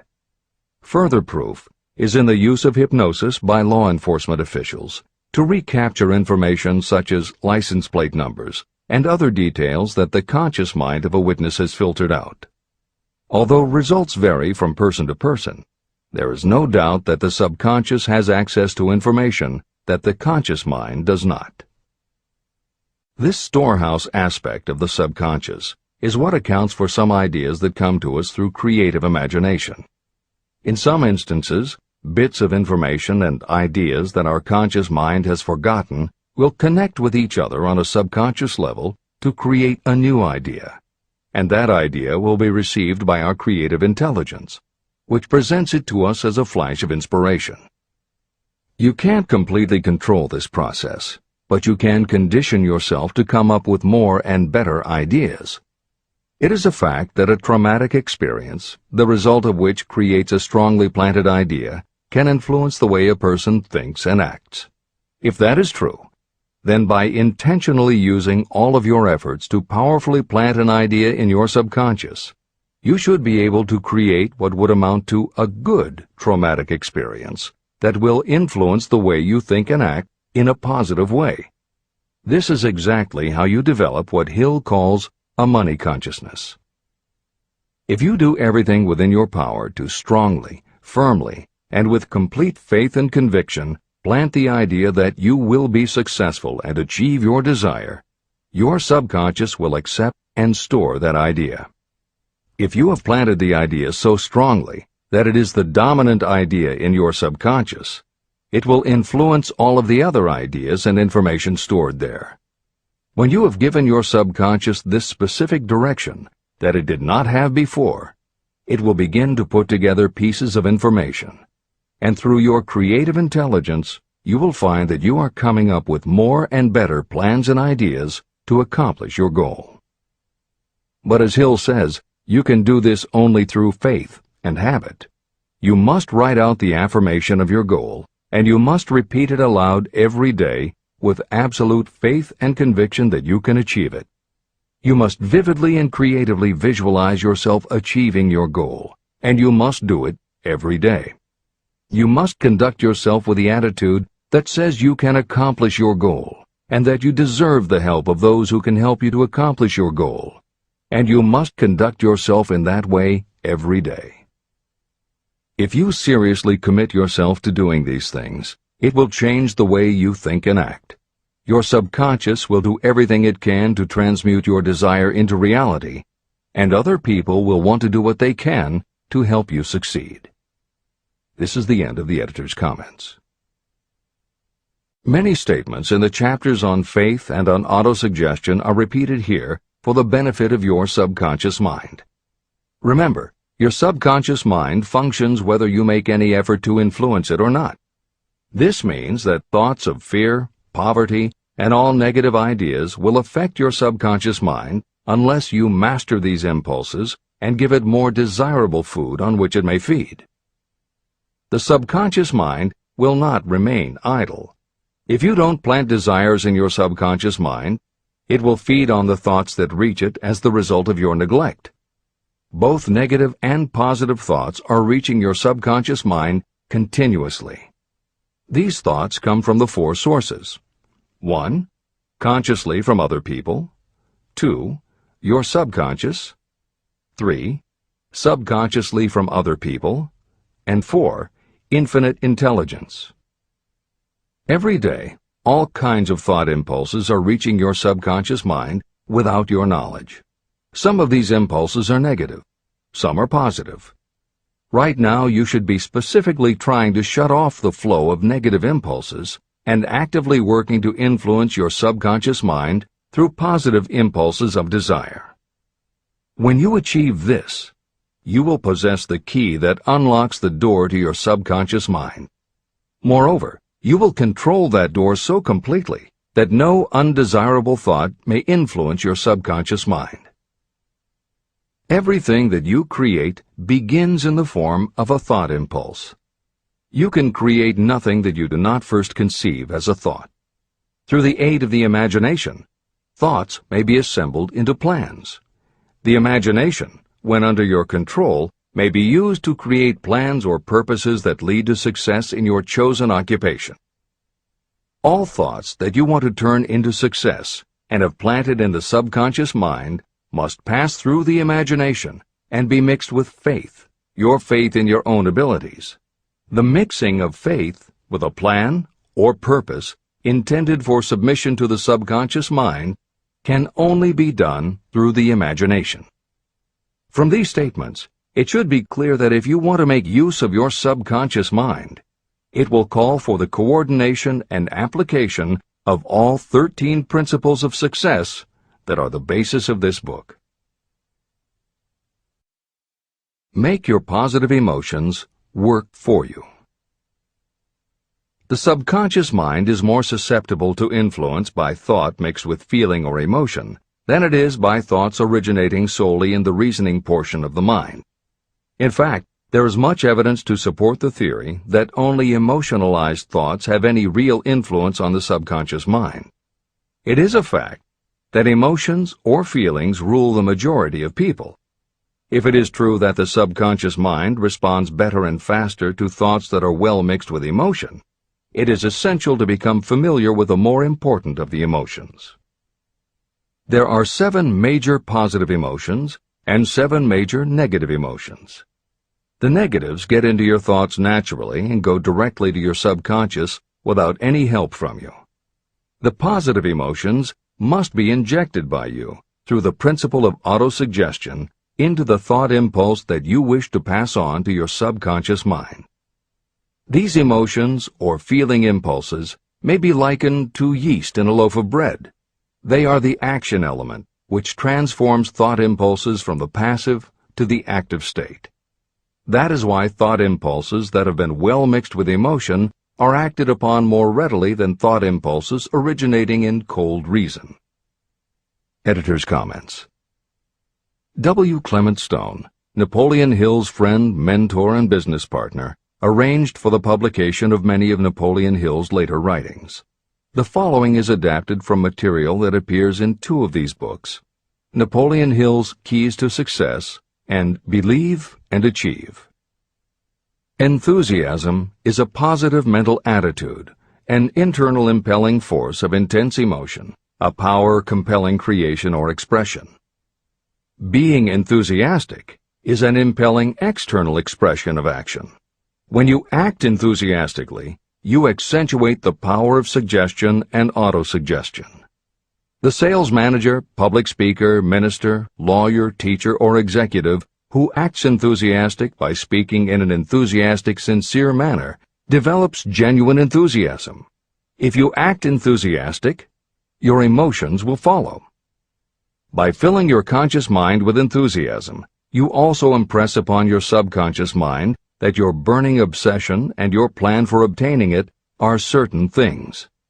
Then, if your conscious enthusiasm dims, your subconscious will be there, full of images of your success, to help you stoke your conscious fires of enthusiasm once again. This is the end of the editor's comments. You are preparing yourself to influence and control the inner audience of your subconscious mind in order to hand over to it the desire for money, which you wish transmuted into its physical, monetary equivalent. It is essential, therefore, that you understand the method of approach to this inner audience. You must speak its language. It understands best the language of emotion or feeling. Following are the 7 major positive emotions and the 7 major negative emotions. I am listing them here so that you may draw upon the positives and avoid the negatives when giving instructions to your subconscious mind. The 7 major positive emotions. The emotion of desire, the emotion of faith, the emotion of love, the emotion of sex, the emotion of enthusiasm, the emotion of romance, the emotion of hope. There are other positive emotions, but these are the 7 most powerful and the ones most commonly used in creative effort. Master these 7 emotions. They can be mastered only by use, and the other positive emotions will be at your command when you need them. Remember that you are studying a book that is intended to help you develop a money consciousness by filling your mind with positive emotions. The 7 major negative emotions to be avoided. The emotion of fear, the emotion of jealousy, the emotion of hatred, the emotion of revenge, the emotion of greed, the emotion of superstition, the emotion of anger. Positive and negative emotions cannot occupy the mind at the same time. One or the other must dominate. It is your responsibility to make sure that positive emotions constitute the dominating influence of your mind. That is where the law of habit will help you. Form the habit of applying and using the positive emotions. Eventually, they will dominate your mind so completely that the negatives cannot enter it. Only by following these instructions literally and continuously can you gain control over your subconscious mind. The presence of a single negative in your conscious mind is sufficient to destroy all chances of constructive aid from your subconscious mind. Editor's comments. Napoleon Hill's concern about the susceptibility of the subconscious mind to negative thoughts, emotions, and comments is well known to professionals who work with these techniques. In clinical hypnotherapy, there is an axiom referred to as the law of reversed effect, which states that whenever there is a conflict between imagination and willpower, the imagination wins. When you attempt to plant an idea, if the subconscious already harbors a negative, trying to force the new idea has the reverse effect, because the subconscious becomes obsessed with defending its established negative idea. And the harder you try to do something, the more the subconscious resists, and the more difficult it becomes. Even the use of the word try is warned against, because it gives the suggestion to the subconscious of a preconceived failure. The concept of trying implies an ongoing effort. You don't want to try. You want to succeed. If you ask your subconscious to help you try, it may do just that. It may help you try, but it will prevent you from succeeding. Because if you did succeed, then it could no longer help you try, which is what you asked it to do. The cautionary note about using the word try is just one example of the care that should be taken when formulating affirmations and using autosuggestion. The following are some other rules of thumb that most modern experts agree on. 1. Affirmations should always be stated as a positive. Affirm what you do want, not what you don't want. 2. Affirmations work best when they are short and very clear about a single desired goal. Take the time to write, rewrite, and polish your affirmation until you can express your desire in a short statement of precise and well-chosen words. 3. Affirmations should be specific about the desired goal, but not about how to accomplish it. Your subconscious knows better than you what it can do and how it can do it. 4. Do not make unreasonable time demands. Your subconscious can't make anything happen suddenly or now. 5. Just saying the words will have little effect. When you affirm your desire, you must do it with such faith and conviction that your subconscious becomes convinced of how important it is to you. As you affirm your desire to yourself, visualize it in your mind's eye as big as a billboard. Make it big, powerful, and memorable. 6. Repetition of your emotionalized affirmation is crucial. At this time, it is your habit to think one way. By repeating your affirmation often every day, your new way of thinking will begin to be your automatic response. Keep reinforcing it until it becomes second nature to you, and your habit will have become to think the new way, the way you want to think. This is the end of the editor's comments. We form habits based on the degree of reinforcement we receive. Habits make no moral judgments. They can be either good or bad. Both are formed through repetition. If we try something and like the results, we repeat the action. You can replace negative thoughts with positive ones. You can replace inaction with action, and you can form any habit you choose. Your thoughts are the only thing that you can completely control if you choose to do so. You can control your thoughts to control your habits. The secret of effective prayer. Most people resort to prayer only after everything else has failed, or else they pray by a ritual of meaningless words. And because most people who pray do so only after everything else has failed, they go to prayer with their minds filled with fear and doubt. Because fear and doubt are the emotions that are mixed with their prayer, these are the emotions the subconscious mind passes on, and these are the emotions that infinite intelligence receives and acts upon. If you pray for a thing, but as you pray you have fear that you may not receive it, or that your prayer will not be acted upon by infinite intelligence, your prayer will have been in vain. Prayer does sometimes result in the realization of that for which one prays. If you have ever had the experience of receiving something for which you prayed, go back in your memory and recall your actual state of mind while you were praying, and you will know for sure that the theory here described is more than a theory. The method by which you may communicate with infinite intelligence is very similar to the way the vibration of sound is transmitted by radio waves. Sound cannot be transmitted through the atmosphere until it has been changed into a very high rate of vibration. The radio station takes the sound of the human voice and modifies it by stepping up the vibration millions of times. Only in this way can the energy of sound be sent over distances. After this transformation has taken place, the energy, which originally was in the form of vibrations of sound, is broadcast or transmitted as a radio signal. When a radio set receives the high-speed transmission, it then reconverts that energy back to its original slower rate of vibration. And when it is stepped down to its original rate, it vibrates the diaphragm of the speaker, which reproduces the original sound of the voice. The subconscious mind is the intermediary that translates prayers or desires into terms that infinite intelligence can receive. The answer comes back to you in the form of a definite plan or idea for procuring the object of your prayer.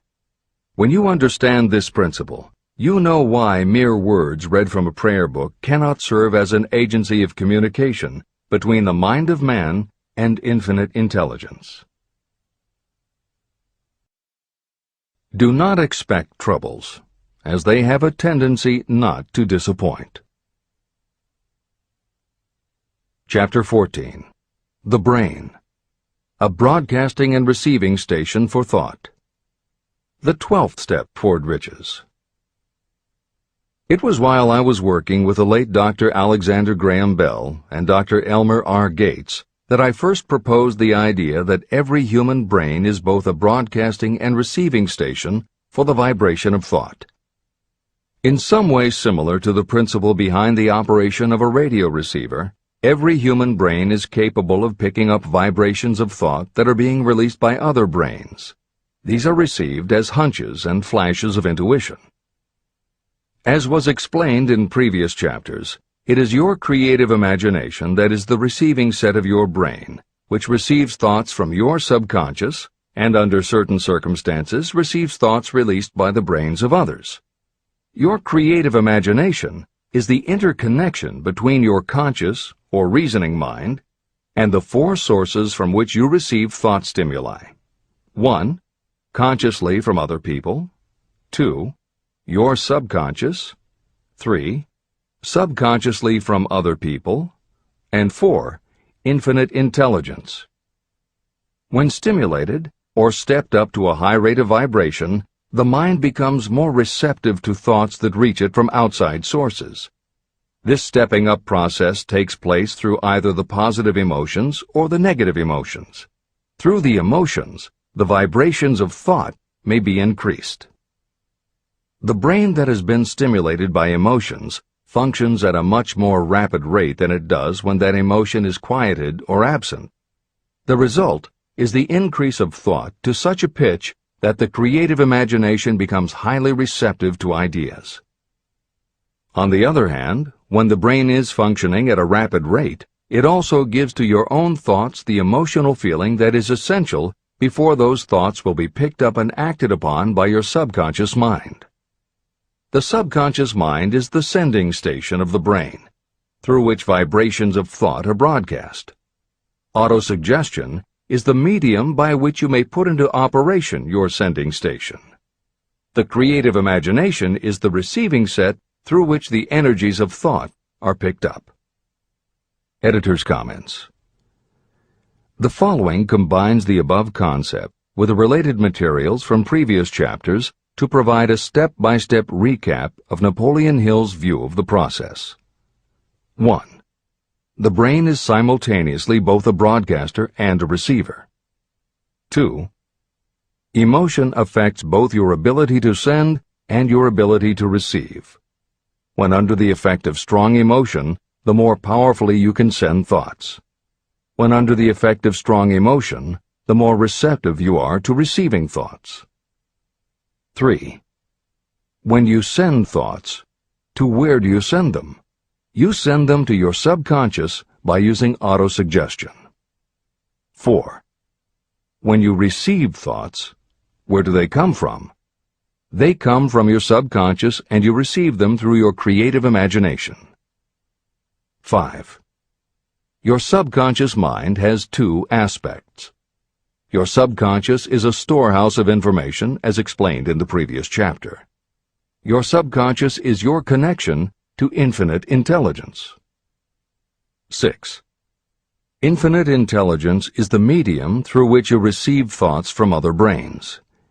Infinite intelligence is Hill's term for describing the following basic law of physics. Because everything in the universe is made of time, space, energy, or matter, and because matter is just energy in a different form, then everything is actually different parts of the same thing. This means that your subconscious mind, energy, has a common base with every other subconscious mind, energy. 7. Thoughts from other brains come to you as follows. When you are under the effect of a strong emotion and your receiver is especially receptive, sometimes its pull is so strong that it attracts a thought from the subconscious mind of another brain. It is able to do this because infinite intelligence interconnects your subconscious with the subconscious of the other brain. 8. These thoughts from other brains are what we refer to as intuition, hunches, déjà vu, and foreknowledge. Although Hill's explanation depends on the action of an intangible force that cannot be isolated and dissected in a laboratory, neither medical science nor psychology can offer a better explanation for those thoughts that depend on knowledge or information that we do not have. This is the end of the editor's comments. The greatest forces are intangible. In the past, we've depended too much on our physical senses and have limited our knowledge to physical things that we could see, touch, weigh, and measure. I believe we have entered the most marvelous of all ages, an age that will teach us more about the intangible forces of the world about us. Perhaps we shall learn that there is an other self that is more powerful than the physical self we see when we look in a mirror. Many people do not take seriously such intangibles, the things that they cannot perceive through any of their five senses. However, to belittle the idea of forces that are intangible or cannot be explained is to ignore the fact that all of us, every day, are controlled by forces that are unseen and intangible. The whole of mankind has not the power to cope with nor to control the intangible force wrapped up in the rolling waves of the oceans. We still do not fully understand the intangible force of gravity, which keeps this little Earth suspended in space and keeps us from falling from it, much less have the power to control that force. We are entirely subservient to the intangible force that comes with a thunderstorm, and we are just as helpless in the presence of the intangible force of electricity. We do not understand the intangible force and intelligence wrapped up in the soil of the earth, the force that provides us with every morsel of food we eat, every article of clothing we wear, and every dollar we carry in our pockets.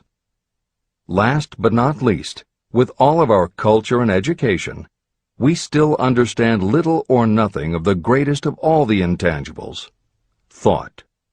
However, we have begun to learn a good deal about the intricate workings of the physical brain, and the results are stunning. We know that the central switchboard of the human brain, the number of lines that connect the brain cells to each other, is written as the figure 1, followed by 15 million zeros. Dr. C. Judson Herrick of the University of Chicago says, "The figure is so stupendous that astronomical figures, dealing with hundreds of millions of light years, become insignificant by comparison. It has been determined that there are from 10 billion to 14 billion nerve cells in the human cerebral cortex, and we know that these are arranged in definite patterns. These arrangements are not haphazard. They are orderly. It is inconceivable to me that such a network of intricate machinery should be in existence for the sole purpose of carrying on the physical functions connected with the growth and maintenance of the physical body.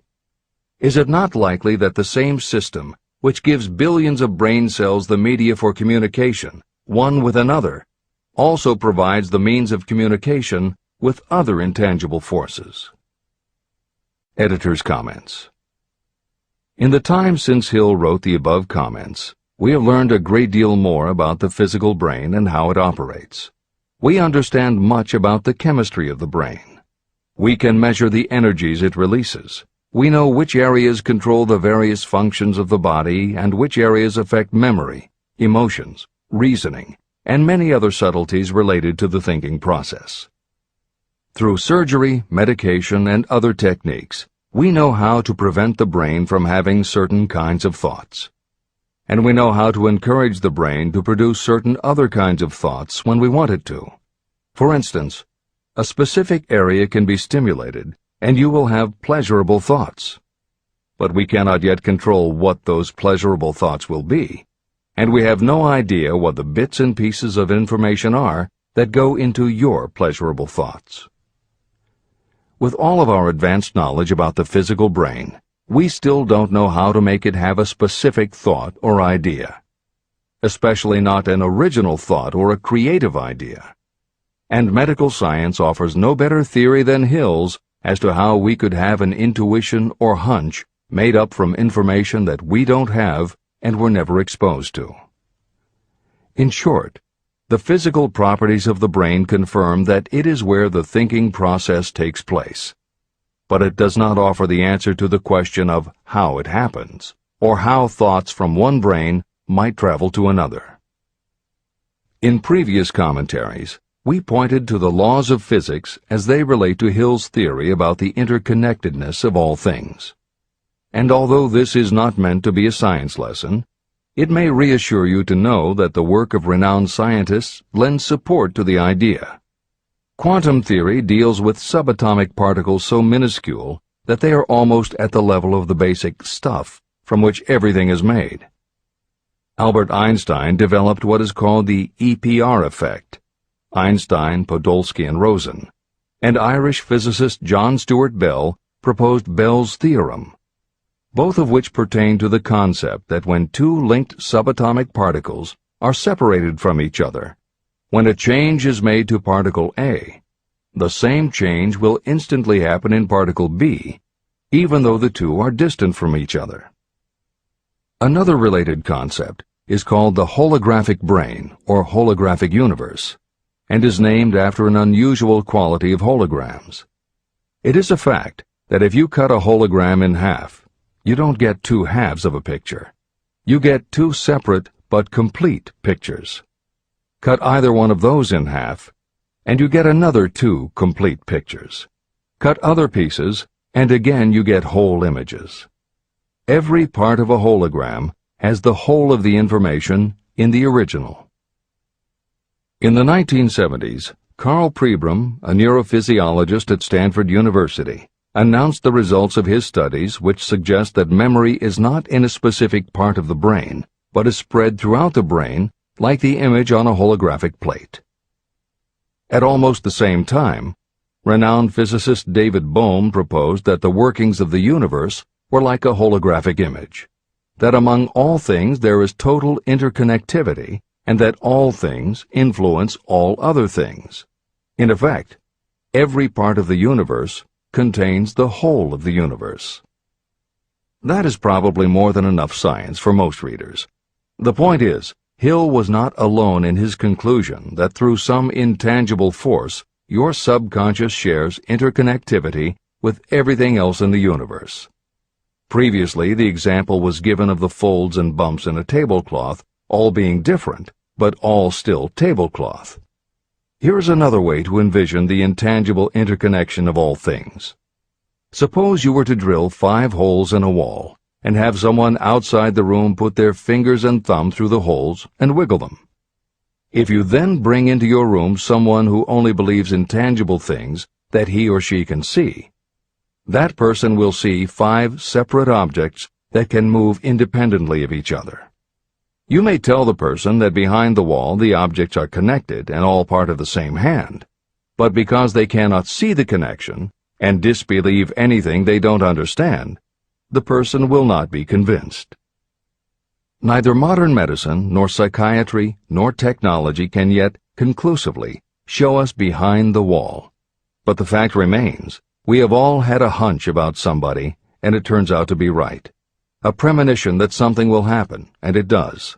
Or a feeling that something isn't right with someone who is not there with you, and it turns out to be true. How does this information come to us?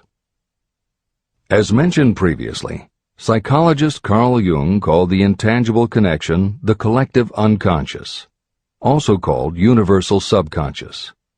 Others call it the totally unified theory, the great first cause, the universal mind, or spirit, and some see it as another way of describing God. Napoleon Hill calls it infinite intelligence and offers a common-sense explanation that allows you to work with a phenomenon, even if it is not completely understood.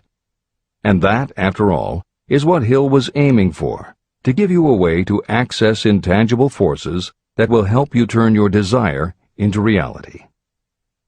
This is the end of the editor's comments.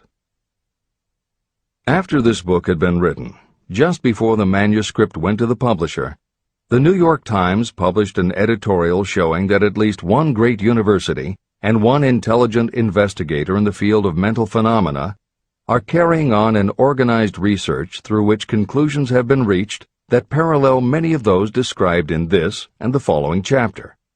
The editorial briefly analyzed the work carried on by Dr. J.B. Rhine and his associates at Duke University. From the New York Times. What is telepathy? A month ago, we cited on this page some of the remarkable results achieved by Professor Rhine and his associates in Duke University from more than 100,000 tests to determine the existence of telepathy and clairvoyance. These results were summarized in the first two articles in Harper's Magazine. In the second, which has now appeared, the author, E.H. Wright, attempts to summarize what has been learned, or what it seems reasonable to infer, regarding the exact nature of these extrasensory modes of perception. The actual existence of telepathy and clairvoyance now seems to some scientists enormously probable as the result of Rhine's experiments. Various percipients were asked to name as many cards in a special pack as they could without looking at them and without other sensory access to them. About a score of men and women were discovered who could regularly name so many of the cards correctly that there was not one chance in many a million of their having done their feats by luck or accident. But how did they do them? These powers, assuming that they exist, do not seem to be sensory. There is no known organ for them. The experiments work just as well at distances of several hundred miles as they did in the same room.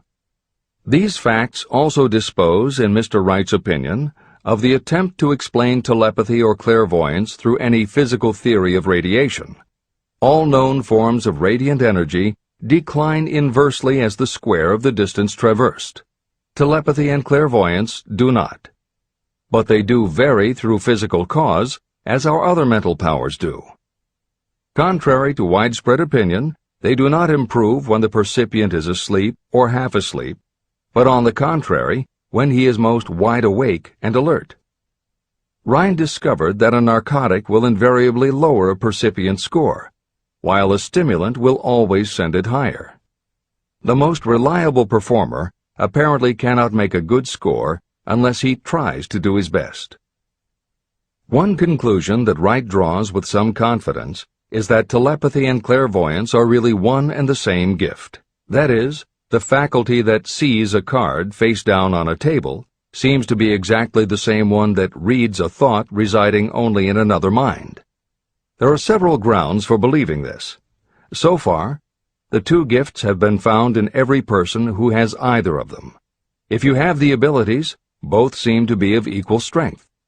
Screens, walls, distances have no effect at all on either. Wright expresses his hunch that other extrasensory experiences, such as prophetic dreams, premonitions of disaster, and the like, may also prove to be part of the same faculty. The reader is not asked to accept any of these conclusions, but the evidence that Rhine has piled up must remain impressive. In 1927, Dr. J.B. Rhine and his wife, Dr. Louisa E. Rhine, joined Professor William McDougall, chairman of the psychology department at Duke University, to create a lab that would apply strict scientific procedures to the study of psychic phenomena. They developed scientific methodologies and procedures to study, identify, and test individuals who demonstrated unusual abilities. It was Dr. Rhine who coined the term extrasensory perception, ESP, and he adopted the word parapsychology to describe their studies. It is fair to say that the research done at the Rhine Lab is some of the most advanced work on the entire subject. In 1962, they created the Foundation for Research into the Nature of Man in order to continue their studies independent of the university and to publish related works. In 1995, the name was changed to the Rhine Research Institute. This is the end of the editor's comments. How to join minds in teamwork. In view of Dr. Rhine's findings about the conditions under which the mind responds to what he terms extrasensory modes of perception, I would like to add my own observations. My associates and I have discovered what we believe to be the ideal conditions under which the mind can be stimulated so that this sixth sense can be made to function in a practical way. To begin with, I should explain that there is a close working alliance between myself and two members of my staff. Through experimentation and practice, we have discovered how to stimulate our minds so that we can, by a process of blending our three minds into one, find the solution to a great variety of problems that are submitted by my clients. The procedure is very simple. We sit down at a conference table, clearly state the nature of the problem we have under consideration, then begin discussing it. Each contributes whatever thoughts may occur by applying the principle used in connection with the invisible counselors described in the next chapter. The strange thing about this method of mind stimulation is that it places each participant in communication with unknown sources of knowledge definitely outside their own experience. If you understand the principle described in the chapter on the mastermind, you of course recognize the round table as being a practical application of the mastermind. This method of mind stimulation, through the discussion of definite subjects between three people, illustrates the simplest and most practical use of the mastermind. When you tap into the power of your mastermind group, you will find that the more you work together, the more each member will learn to anticipate the ideas of others and to connect immediately with their intense enthusiasm and inspiration. You cannot completely control this process, but the more you use it, the more it will come into play. By adopting and following a similar plan, you will be making use of the famous Carnegie formula described in Chapter 1. If it means nothing to you at this time, mark this page and read it again after you have finished the last chapter. Great achievement is usually born of great sacrifice and is never the result of selfishness. Chapter 15. The Sixth Sense, the Door to the Temple of Wisdom, the 13th Step Toward Riches. The 13th principle is known as the Sixth Sense, through which infinite intelligence may and will communicate voluntarily without any effort from or demands by the individual. This principle is the apex of the philosophy of success. It can be assimilated, understood, and applied only by first mastering the other 12 principles. The sixth sense is that portion of the subconscious mind that has been referred to as the creative imagination. It has also been referred to as the receiving set through which ideas, plans, and thoughts flash into the mind. The flashes are sometimes called hunches or inspirations. The sixth sense defies description. It cannot be described to a person who has not mastered the other principles of this philosophy, because such a person has no knowledge and no experience with which the sixth sense may be compared. After you have mastered the principles in this book, you will be prepared to accept as truth a statement that may otherwise be incredible to you. Through the sixth sense, You will be warned of impending dangers in time to avoid them and notified of opportunities in time to embrace them. As you develop your sixth sense, it is almost as though a guardian angel comes to you to be of help and assistance, a guardian angel who will open to you at all times the door to the temple of wisdom. Miracles of the Sixth Sense. I am not a believer in, nor an advocate of, miracles, for the simple reason that I have enough knowledge of nature to understand that nature never deviates from her established laws. However, I believe that some of nature's laws are so incomprehensible that they produce what appear to be miracles. The sixth sense comes as near to being a miracle as anything I have ever experienced. This much I do know, that there is a power, or a first cause, or an intelligence which permeates every atom of matter and embraces every unit of energy perceptible to man. I know that this infinite intelligence is the thing that converts acorns into oak trees, causes water to flow downhill in response to the law of gravity, follows night with day and winter with summer, each maintaining its proper place and relationship to the other. Through the philosophy explained in this book, this intelligence can help turn your desires into concrete or material form. I know this because I have experimented with it, and I have experienced it. Step by step through the preceding chapters, you have been led to this, the last principle. If you have mastered each of the preceding principles, you are now prepared to accept, without being skeptical, the extraordinary claims made here. If you have not mastered the other principles, you must do so before you may determine definitely whether or not the claims made in this chapter are fact or fiction. Let great people shape your life. I have never completely divested myself of the habit of hero worship. While I was passing through the stage of hero worship, I found myself trying to imitate those whom I most admired. My experience has taught me that the next best thing to being truly great is to emulate the great, to try to act like them, be like them, and feel like them as much as I could. I discovered that the faith with which I tried to imitate my idols gave me great capacity to do so quite successfully. Long before I had ever written a line for publication or delivered a speech in public, I followed the habit of reshaping my own character by trying to imitate the 9 men whose lives and life works had been most impressive to me. These 9 men were Emerson, Paine, Edison, Darwin, Lincoln, Burbank, Napoleon, Ford, and Carnegie. Every night, over a long period of years, I held an imaginary council meeting with this group, whom I called my invisible counselors.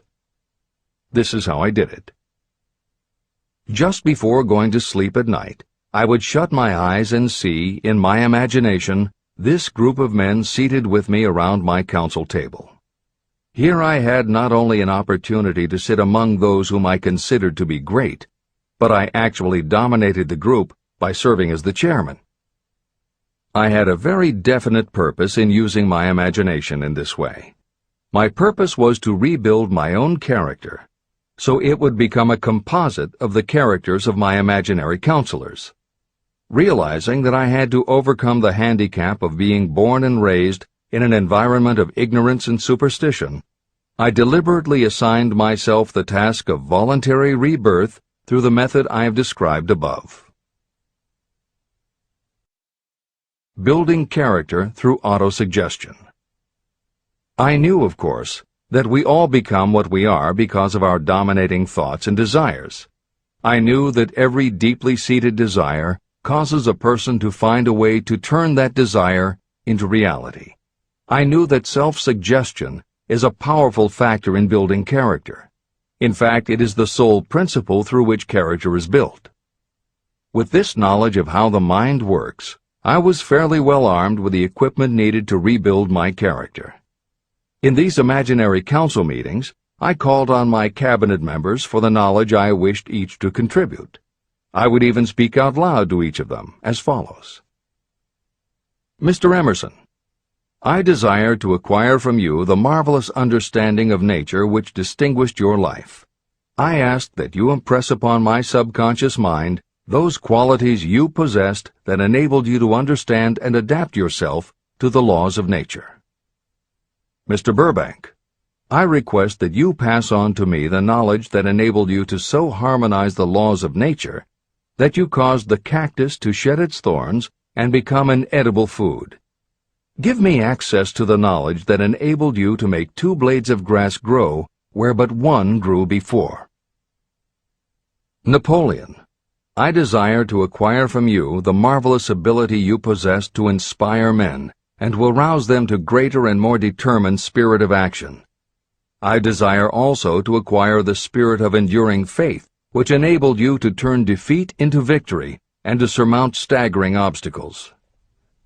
Mr. Payne, I desire to acquire from you the freedom of thought and the courage and clarity with which to express convictions which so distinguished you.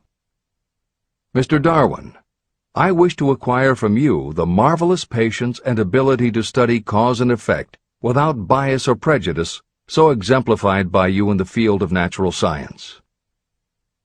Mr. Lincoln, I desire to build into my own character the keen sense of justice, the untiring spirit of patience, the sense of humor, the human understanding, and the tolerance that were your distinguishing characteristics. Mr. Carnegie, I wish to acquire a thorough understanding of the principles of organized effort, which you use so effectively in the building of a great industrial enterprise. Mr. Ford, I wish to acquire your spirit of persistence, the determination, poise, and self-confidence that have enabled you to master poverty and to organize, unify, and simplify human effort so I may help others to follow in your footsteps. Mr. Edison, I wish to acquire from you the marvelous spirit of faith with which you have uncovered so many of nature's secrets, the spirit of unremitting toil with which you have so often wrested victory from defeat. The startling power of imagination. My method of addressing the members of my imaginary cabinet would vary according to the traits of character I was most interested in acquiring. I studied the records of their lives with painstaking care. After some months of this nightly procedure, I was astounded as each time my imaginary counselors started to become more and more real to me.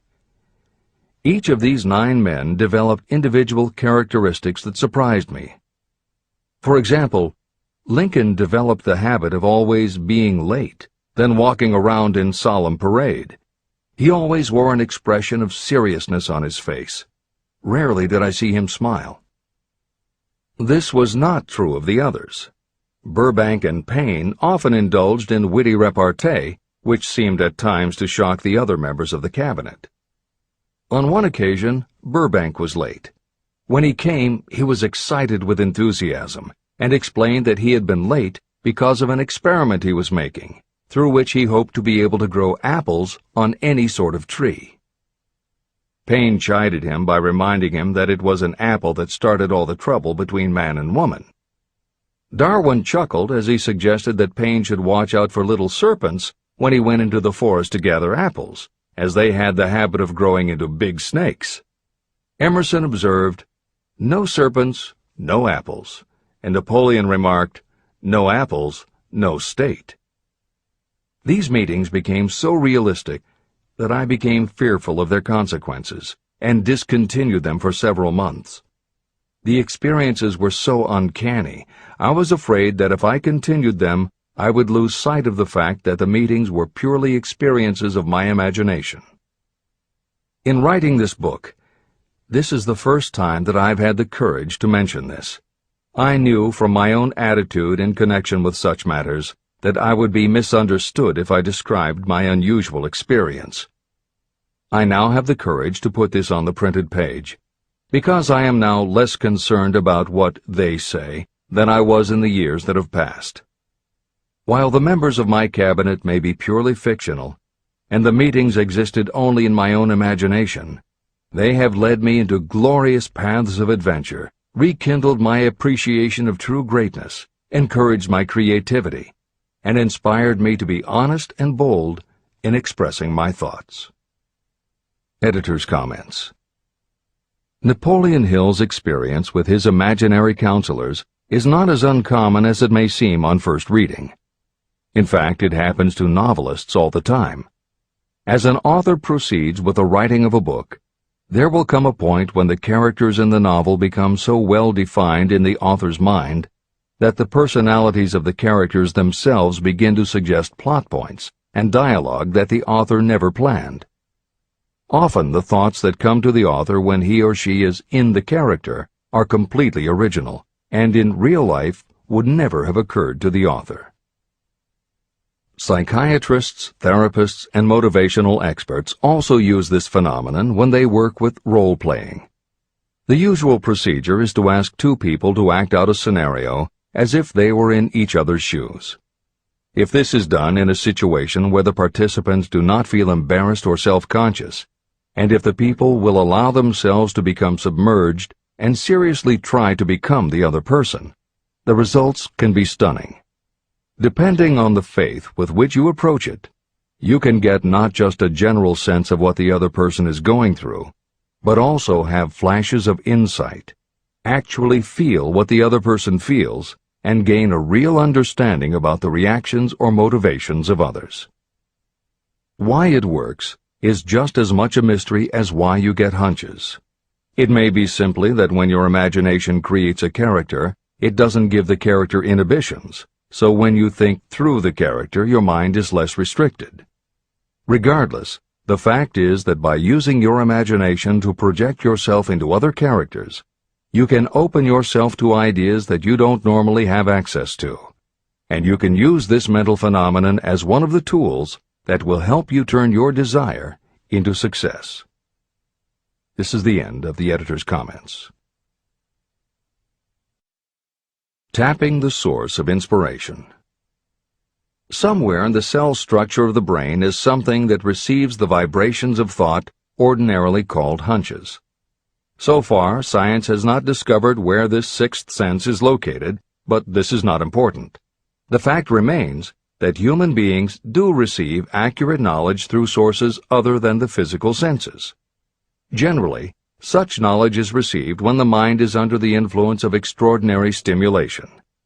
Any emergency that arouses the emotions and causes the heart to beat more rapidly may bring the sixth sense into action. Anyone who has experienced a near accident while driving knows that the sixth sense often comes to your rescue and by split seconds helps to avoid the accident. I mention this as background to the following statement of fact. On many occasions when I have faced emergencies, some of them so grave that my life was in jeopardy, I have been miraculously guided past these difficulties through the influence of my invisible counselors. My original purpose in conducting council meetings with imaginary beings was solely to use autosuggestion to impress upon my subconscious mind certain characteristics that I wanted to acquire. In more recent years, my experimentation has taken on an entirely different trend. I now go to my imaginary counselors with every difficult problem that confronts me and my clients. During my meetings with these invisible counselors, I find my mind most receptive to ideas, thoughts, and knowledge that reach me through the sixth sense. The results are often astonishing, although I do not depend entirely on this form of counsel. The sixth sense is not something that one can take off and put on at will. Ability to use this great power comes slowly, through application of the other principles outlined in this book. No matter who you are, or what may have been your purpose in reading this book, you can profit by it even if you don't fully understand how or why the principle described in this chapter works. This is especially true if your major purpose is that of accumulation of money or other material things. This chapter on the sixth sense was written because the book is designed to present a complete philosophy by which individuals may unerringly guide themselves in attaining whatever they ask of life. The starting point of all achievement is desire. The finishing point is the kind of knowledge that leads to understanding. Understanding of yourself, understanding of others, understanding of the laws of nature, and the recognition and understanding of happiness. Full understanding of this comes only through familiarity with and use of the principle of the sixth sense. In reading this chapter, you may have found yourself lifted to a high level of mental stimulation. Splendid! Come back to this again a month from now, read it once more, and observe that your mind will soar to a still higher level of stimulation. Repeat this experience from time to time, giving no concern as to how much or how little you learn at the time. Eventually, you will find yourself in possession of a power that will enable you to throw off discouragement, master fear, overcome procrastination, and draw freely upon your imagination. Then you will have felt the touch of that unknown something that has been the moving spirit of every truly great thinker, leader, artist, musician, writer, or statesman. Then you will be in a position to transmute your desires into their physical or financial counterpart as easily as you may lie down and quit at the first sign of opposition.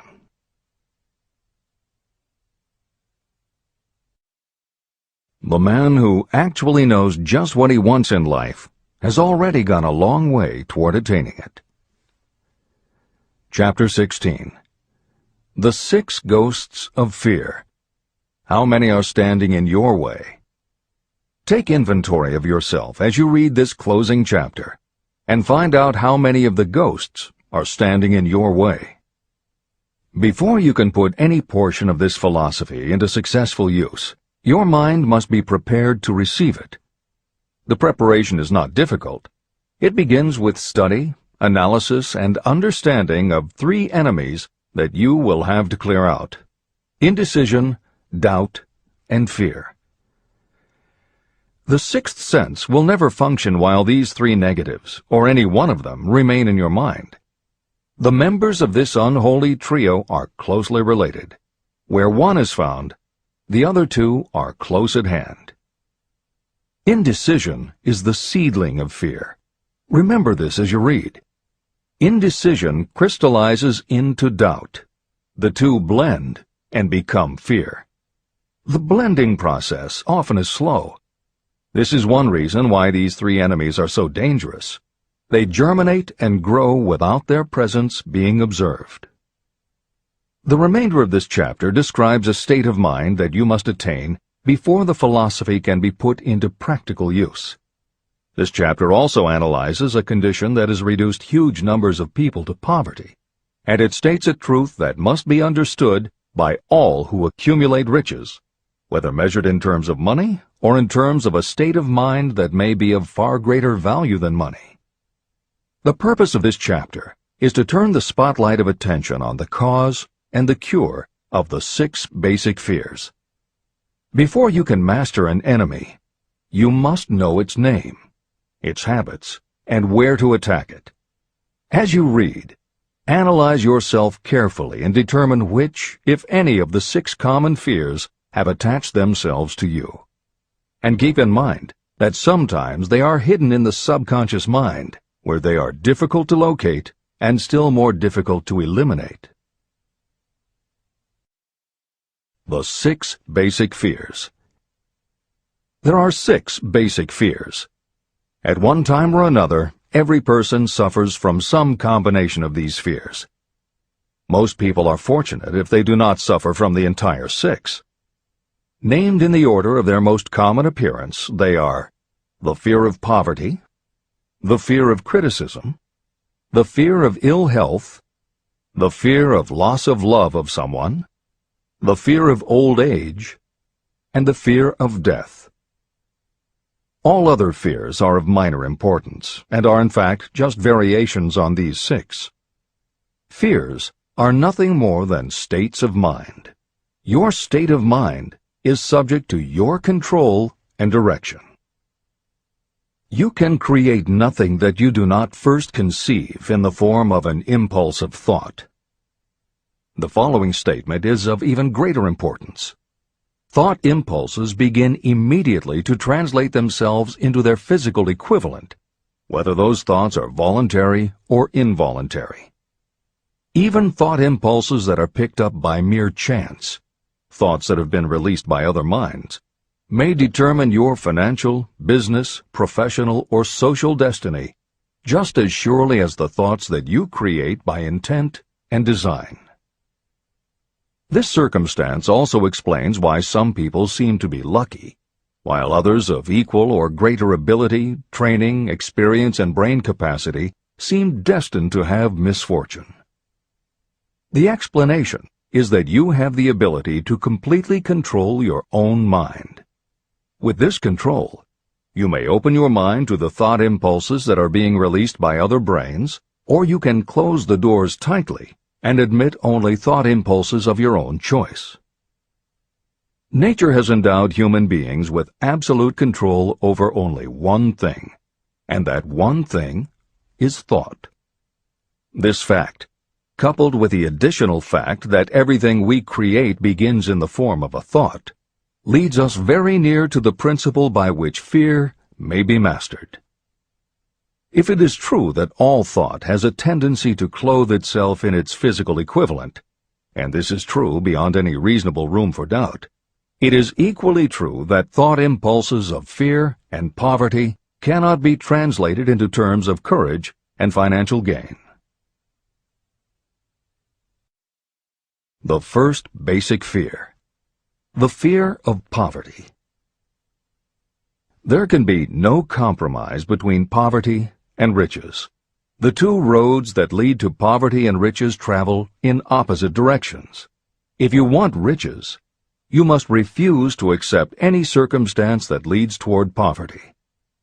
The word riches is used in its broadest sense, meaning financial, spiritual, mental, and material wealth. The starting point of the path that leads to riches is desire. In Chapter 3, you received full instructions for the proper use of desire. In this chapter on fear, you have complete instructions for preparing your mind to make practical use of desire. Here is the place to give yourself a challenge, which will definitely determine how much of this philosophy you have absorbed. Here is the point at which you can tell what the future holds in store for you. If, after reading this chapter, you are willing to accept poverty, you may as well make up your mind to receive poverty. This is one decision you cannot avoid. But if you demand riches, determine what form and how much will be required to satisfy you. You know the road that leads to riches. You have been given a roadmap. If you follow it, it will keep you on that road. If you neglect to make the start, or stop before you arrive, no one will be to blame but you. This responsibility is yours. No excuse will save you from accepting the responsibility if you now fail or refuse to demand riches of life. All you need is one thing. Incidentally, the only thing you can control, and that is a state of mind. A state of mind is something that is up to you. It cannot be purchased. It must be created.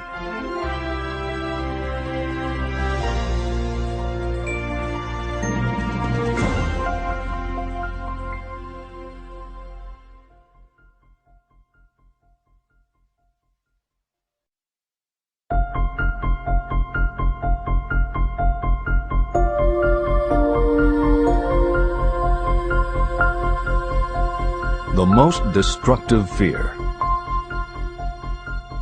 Fear of poverty is a state of mind, nothing else. But it is sufficient to destroy your chances of achievement in any undertaking.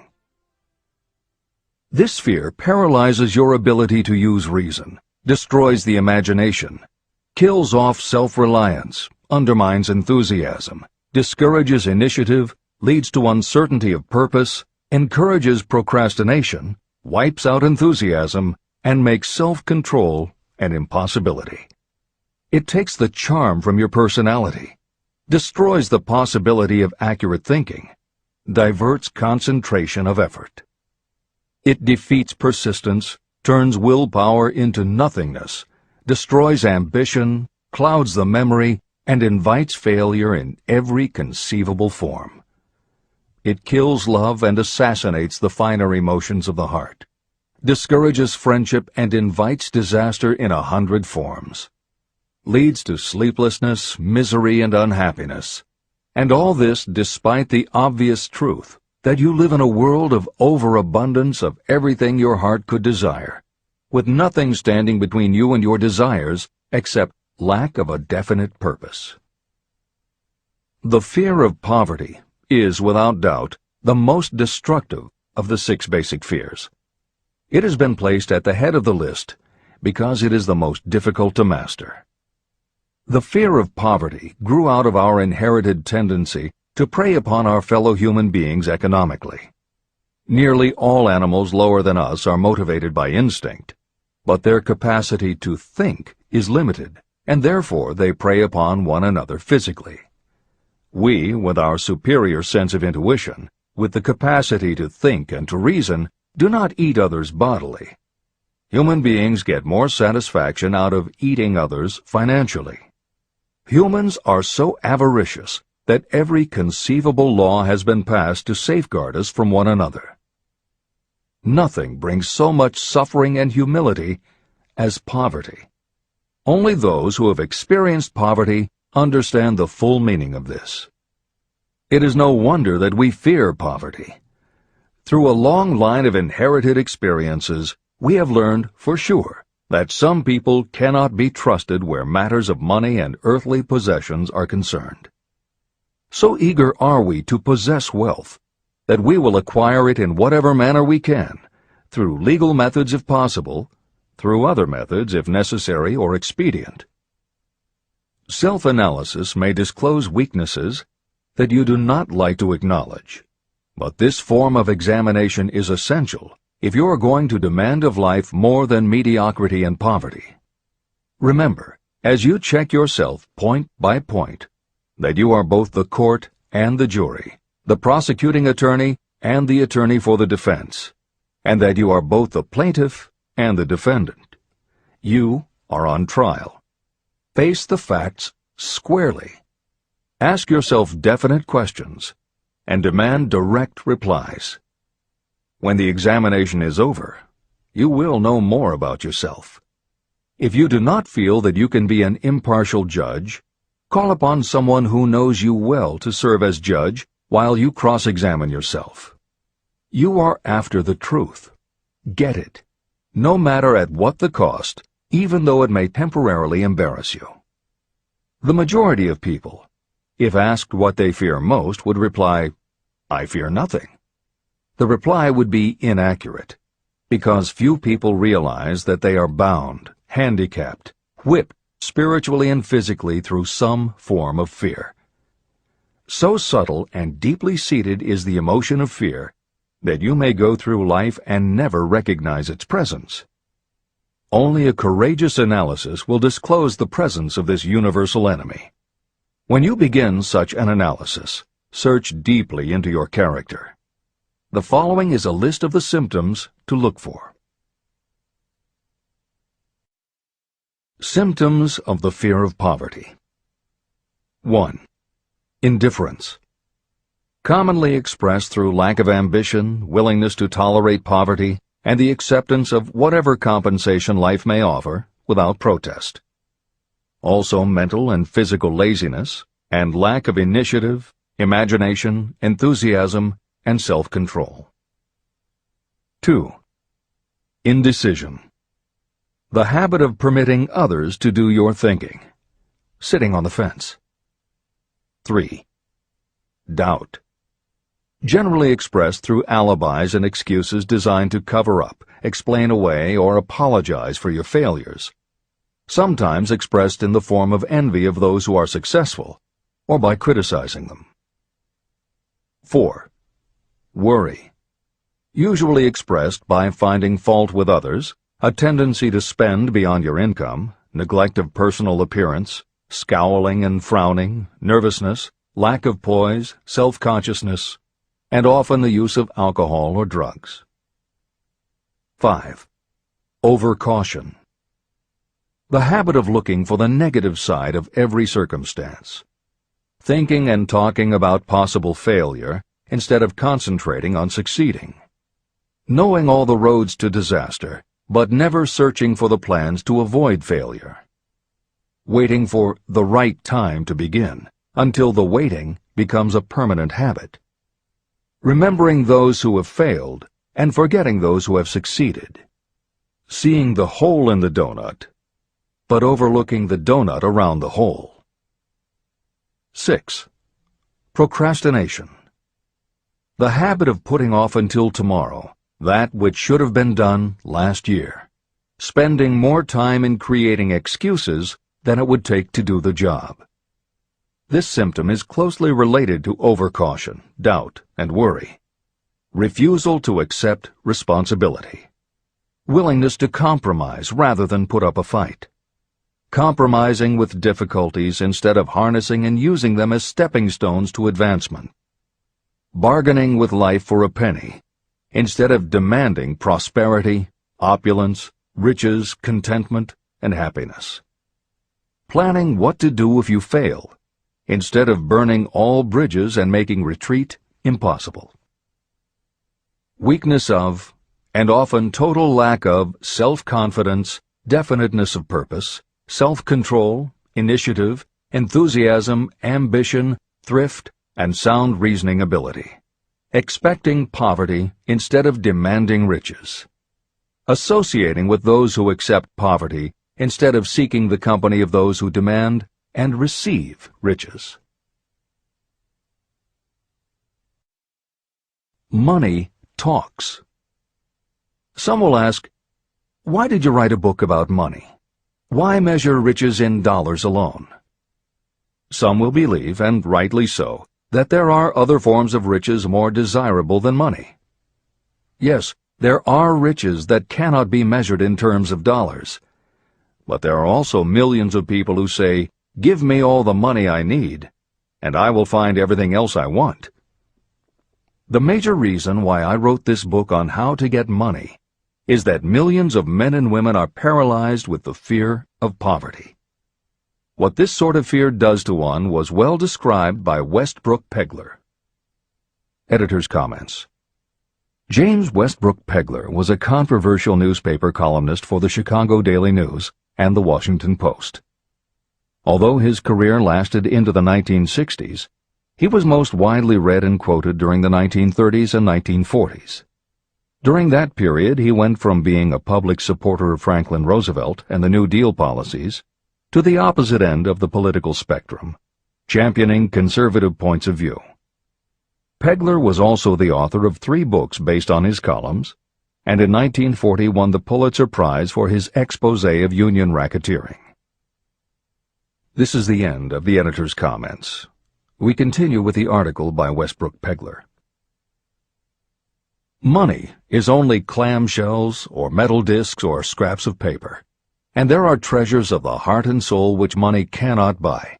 But most people, being broke, are unable to keep this in mind and sustain their spirits.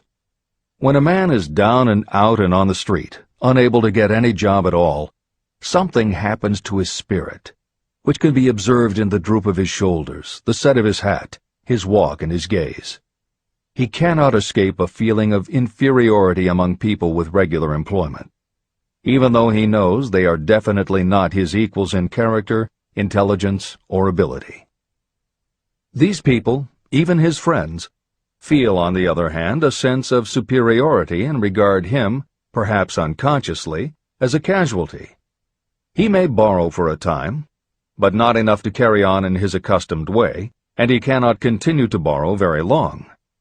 But borrowing in itself, when a man is borrowing merely to live, is a depressing experience, and the money lacks the power of earned money to revive his spirits. Of course, none of this applies to bums or habitual ne'er-do-wells, but only to men of normal ambitions and self-respect. Women in the same predicament must be different. We somehow do not think of women at all in considering the down-and-outers. They are scarce in the breadlines, they rarely are seen begging on the streets, and they are not recognizable in crowds by the same plain signs which identify busted men. Of course, I do not mean the shuffling hags of the city streets, who are the opposite number of the confirmed male bums. I mean reasonably young, decent, and intelligent women. There must be many of them, but their despair is not apparent. When a man is down and out, he has time on his hands for brooding. He may travel miles to see a man about a job and discover that the job is filled, or that it is one of those jobs with no base pay, but only a commission on the sale of some useless knick-knack which nobody would buy except out of pity. Turning that down, he finds himself back on the street with nowhere to go, but just anywhere. So he walks and walks. He gazes into store windows at luxuries which are not for him, and feels inferior and gives way to people who stop to look with an active interest. He wanders into the railroad station, or puts himself down in the library to ease his legs and soak up a little heat. But that isn't looking for a job, so he gets going again. He may not know it, but his aimlessness would give him away even if the very lines of his figure did not. He may be well dressed in the clothes left over from the days when he had a steady job, but the clothes cannot disguise the droop. He sees thousands of other people, bookkeepers or clerks or chemists or wagon hands, busy at their work, and envies them from the bottom of his soul. They have their independence, their self-respect and manhood, and he simply cannot convince himself that he is a good man too, though he argue it out and arrive at a favorable verdict hour after hour. It is just money which makes this difference in him. With a little money, he would be himself again. This is the end of the article by Westbrook Pegler. The second basic fear, the fear of criticism. Just how we originally came by this fear, no one can say definitely, but one thing is certain: we have it in a highly developed form. I am inclined to attribute the basic fear of criticism to that part of our inherited nature that prompts us not only to take away other people's goods and wares, but also to justify our actions by criticism of the character of others. It is well known that a thief will criticize the man from whom he steals, that politicians seek office not by displaying their own virtues and qualifications, but by running negative campaigns against their opponents. Designers and clothing manufacturers have not been slow to take advantage of this basic fear of criticism. Every season, styles change. Who establishes the styles? Certainly not the purchaser. It is the designers and manufacturers. Why do they change the styles so often? The answer is obvious. They change the styles so they can sell more clothes. The fear of criticism robs people of their initiative, destroys their power of imagination, limits their individuality, takes away their self-reliance, and does them damage in 100 other ways. Parents often do their children irreparable injury by criticizing them. The mother of one of my friends used to punish him with a switch almost daily, always completing the job with the statement, "You'll land in the penitentiary before you are 20. He was sent to a reformatory at the age of 17. Editor's comments. Modern psychotherapy is well aware of the circumstance that Hill describes in the preceding paragraph. In the chapters on autosuggestion and hypnosis, reference was made to childhood traumas that result in phobias, compulsive behaviors, fixations, or complexes. However, there are instances in which the implanting of a suggestion is much more subtle. Hypnotherapists have found that common phrases such as, "Don't you ever say no to me again," "I'm afraid she'll never get over it," or "You're just like your father," can hamper a person's abilities later in life if such phrases were said often enough, or at a time when a child was particularly vulnerable. This is the end of the editor's comments. Criticism is the one form of service of which everyone has too much. Everyone has a stock of it, which is handed out gratis whether called for or not. Your nearest relatives are often the worst offenders. It should be recognized as a crime. In reality, it is a crime of the worst nature for any parent to build inferiority complexes in the mind of a child through unnecessary criticism.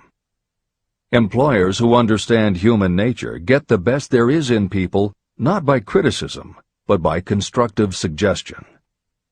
Parents may accomplish the same results with their children.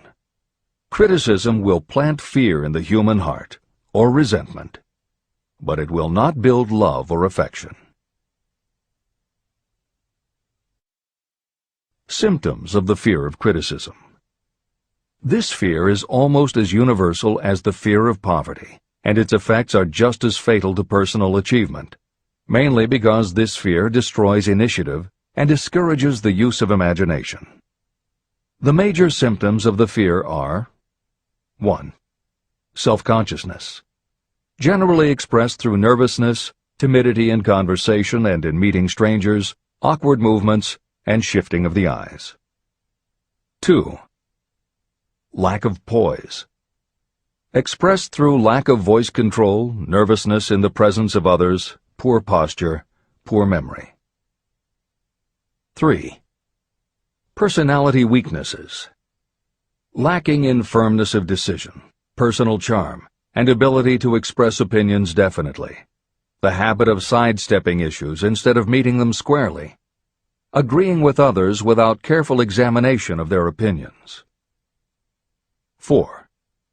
Inferiority complex, the habit of expressing your own self-approval as a means of covering up your feeling of inferiority, using big words to impress others, often without knowing the real meaning of the words, imitating others in dress, speech, and manners, boasting of imaginary achievements, and acting superior to cover up the fact that you feel inferior. 5. Extravagance, the habit of trying to keep up with the Joneses and spending beyond your income. 6. Lack of initiative, failure to embrace opportunities for self-advancement, fear to express opinions, lack of confidence in your own ideas, giving evasive answers to questions asked by superiors, hesitancy of manner and speech, deceit in both words and deeds. 7.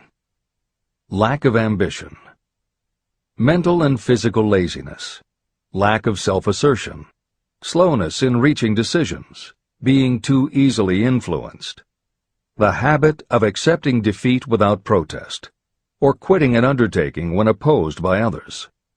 Also the habit of criticizing others behind their backs and flattering them to their faces, suspicion of other people without cause, lack of tactfulness of manner and speech, and unwillingness to accept the blame for mistakes. The third basic fear, the fear of ill health. This fear may be traced to both physical and social heredity. It is closely associated with the causes of fear of old age and the fear of death. We fear ill health because of the terrible pictures that have been planted in our minds of what may happen if death should overtake us. We also fear it because of the economic toll that it may claim. One reputable physician estimated that 75% of all people who visit doctors are suffering with hypochondria, imaginary illness. It has been shown that the fear of disease, even when there is not the slightest cause for fear, often produces the physical symptoms of the disease feared. Powerful and mighty is the human mind. It builds or it destroys. Through a series of experiments, my staff proved how susceptible people are to the power of suggestion. We asked 3 acquaintances to visit separately with the victim. They were instructed to pose the question, "What ails you? You look terribly ill." The first questioner provoked a grin from him and a nonchalant, "Oh, nothing, I'm all right." The second questioner was answered with a statement, "I don't know exactly, but I do feel badly." The third questioner was met with the admission that the victim was actually feeling ill. Editor's comment. Hill's experiment is one that you do not want to carry too far. It is not that different from the principle behind certain religious sects whose members take vengeance on their enemies by hexing or placing a spell on a victim. The spell only works because the victim believes that spells can be cast and that it is possible he or she could be hexed. When the hex victim is informed that someone has cast a spell on them, they accept that it is possible, and their mind does the rest. The same theory operated when Hill's associate was told 3 times that he looked ill. He believed it was possible. Being told 3 times was convincing, and his mind went to work and made it so. This is the end of the editor's comment. There is overwhelming evidence that disease sometimes begins in the form of negative thought impulse. Such thoughts may be planted in your mind by suggestion or created by you in your own mind. Doctors send patients to new climates for their health because a change of mental attitude is necessary.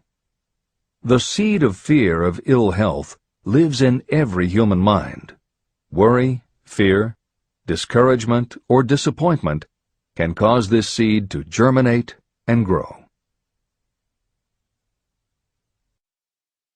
Symptoms of the fear of ill health. The symptoms of this almost universal fear are 1. Autosuggestion. The habit of negative use of self-suggestion by looking for and expecting to find symptoms of all kinds of disease. Enjoying your imaginary illness and speaking of it as being real. The habit of trying fads and isms recommended by others as having therapeutic value. Talking to others of operations, accidents, and other forms of illness. Experimenting with diets, physical exercises, weight loss systems without professional guidance. Trying home remedies, patent medicines, and quack remedies. 2. Hypochondria, a medical term for imaginary disease. The habit of excessively talking about illness, and by concentrating the mind on disease you begin to expect it to happen to you. Nothing that comes in bottles can cure this condition. It is brought on by negative thinking, and nothing but positive thought can cure it. Hypochondria is said to do as much damage on occasion as the real disease might do. 3. Exercise. Fear of ill health often interferes with proper physical exercise and results in overweight. 4. Susceptibility. Fear of ill health breaks down your natural resistance, which makes you susceptible to real disease. The fear of ill health is often related to the fear of poverty, especially in the case of the hypochondriac, who constantly worries about the possibility of having to pay doctor's bills, hospital bills, etc. This type of person spends much time preparing for sickness, talking about death, saving money for cemetery plots, burial expenses, and such. 5. Self-coddling. The habit of seeking sympathy. The habit of feigning illness to cover your laziness, or to serve as an alibi for lack of ambition. People often resort to this trick to avoid work. 6. Intemperance. The habit of using alcohol or drugs to destroy pain instead of eliminating the cause. 7.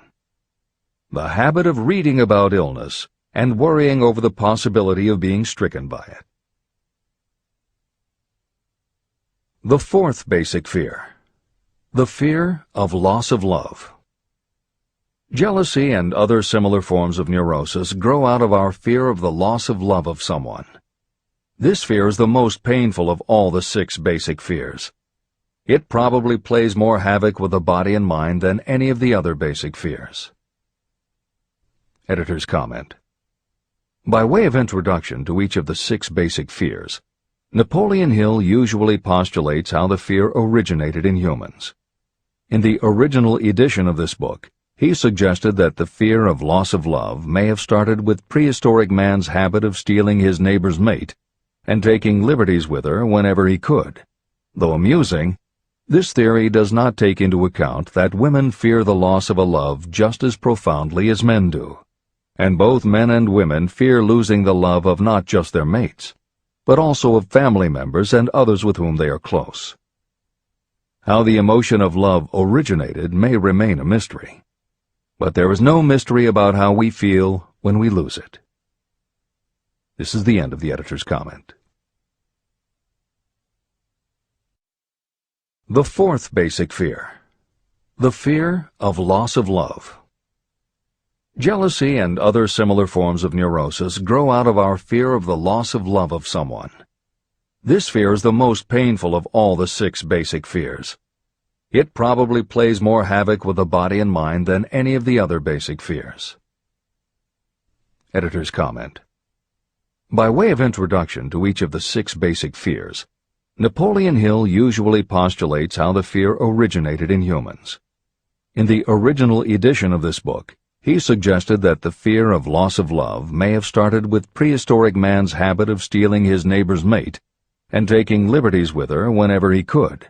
Though amusing, this theory does not take into account that women fear the loss of a love just as profoundly as men do, and both men and women fear losing the love of not just their mates, but also of family members and others with whom they are close. How the emotion of love originated may remain a mystery, but there is no mystery about how we feel when we lose it. This is the end of the editor's comment. Symptoms of the fear of loss of love. The distinguishing symptoms of this fear are 1. Jealousy. The habit of being suspicious of friends and loved ones. The habit of accusing wife or husband of infidelity without grounds. General suspicion of everyone and absolute faith in no one. 2. Fault-finding. The habit of finding fault with friends, relatives, business associates, and loved ones upon the slightest provocation, or without any cause whatsoever. 3. Gambling. The habit of gambling, stealing, cheating, and otherwise taking hazardous chances to provide money for loved ones, in the belief that love can be bought. The habit of spending beyond your means, or incurring debts to provide gifts for loved ones in order to make a good impression. Also insomnia, nervousness, lack of persistence, weakness of will, lack of self-control, lack of self-reliance, bad temper. The 5th basic fear. The fear of old age. In the main, this fear grows out of 2 sources. First, the thought that old age may bring with it poverty. Second is the concern that many have for what may await them in the world beyond. The most common cause of fear of old age is associated with the possibility of poverty. Poorhouse is not a pretty word. It throws a chill into the mind of every person who faces the possibility of having to spend declining years having to live on some form of charity. The possibility of ill health, which is more common as people grow older, is also a contributing cause of this common fear of old age, as is concern about diminishing sexuality. Another contributing cause of the fear of old age is the possibility of loss of freedom and independence, as old age may bring with it the loss of both physical and economic freedom. Symptoms of the fear of old age. The most common symptoms of this fear are 1. Lack of enthusiasm. The tendency to slow down and develop an inferiority complex, falsely believing you are slipping because of age. The habit of killing off initiative, imagination, and self-reliance by falsely believing you are too old to exercise these qualities. 2. Self-consciousness of speech. The habit of speaking apologetically of yourself as being old merely because you have reached the age of 40 or 50, instead of reversing the rule and expressing gratitude for having reached the age of wisdom and understanding. 3. Inappropriate dress and action. Trying to appear much younger than your age by going overboard in your attempt to keep up with the style and mannerisms of youth. The 6th basic fear. The fear of death. To some, this is the cruelest of all the basic fears. The reason is obvious. The terrible pangs of fear associated with the thought of death, in the majority of cases, may be charged to religious fanaticism. So-called heathens are less afraid of death than the more civilized. For hundreds of millions of years we have been asking the still unanswered questions, Where did I come from? And where am I going?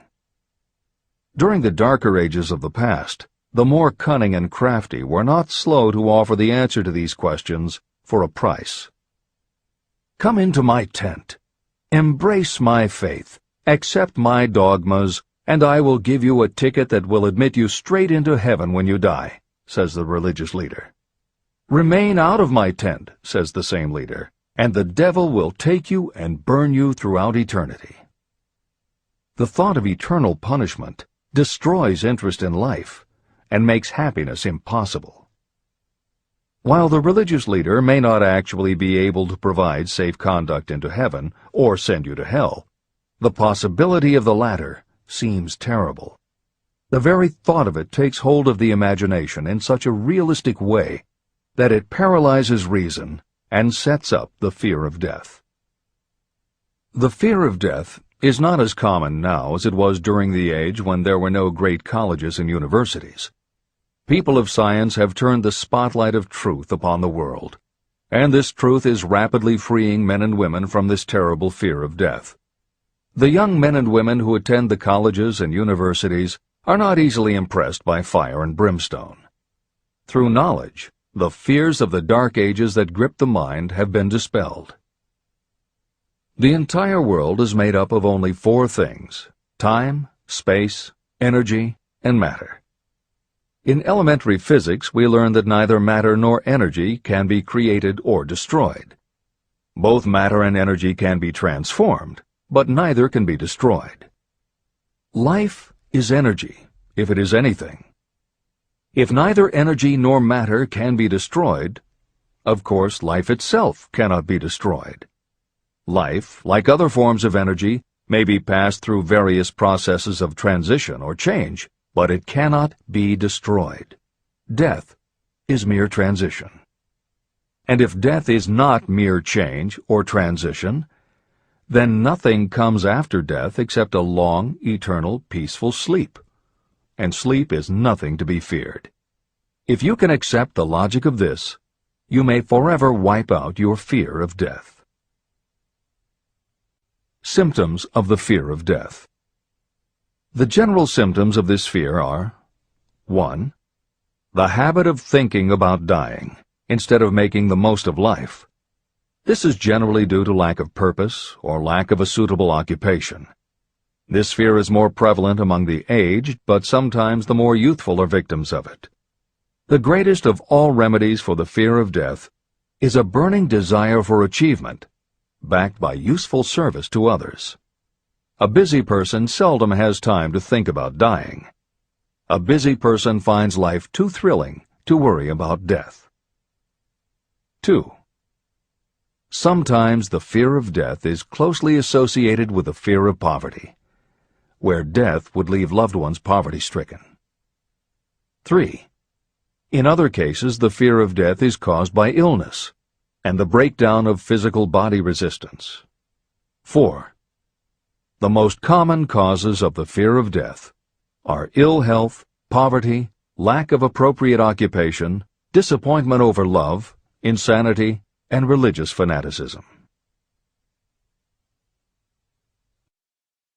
The disaster of worry and destructive thinking.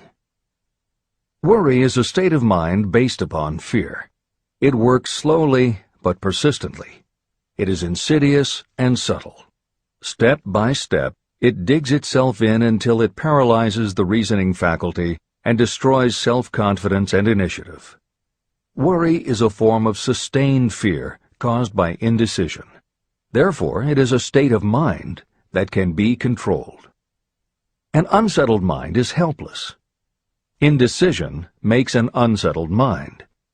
Most individuals lack the willpower to reach decisions promptly and to stand by them after they have been made. We do not worry over conditions once we have reached a decision to follow a definite line of action. I once interviewed a man who was sentenced to be electrocuted 2 hours later. The condemned man was the calmest of the 8 men who were in the death cell with him. His calmness prompted me to ask him how it felt to know that he was going into eternity in a short while. With a smile of confidence on his face, he said, "It feels fine. Just think, brother, My troubles will soon be over. I've had nothing but trouble all my life. It has been a hardship to get food and clothing. Soon, I will not need these things. I have felt fine ever since I learned for certain that I must die. I made up my mind then to accept my fate in good spirit." As he spoke, he devoured a dinner sufficient for 3 men, eating every mouthful of the food brought to him, and apparently enjoying it as much as if no disaster awaited him. Decision gave this man resignation to his fate. Decision can also prevent one's acceptance of undesired circumstances. Through indecision, the 6 basic fears become translated into a state of worry.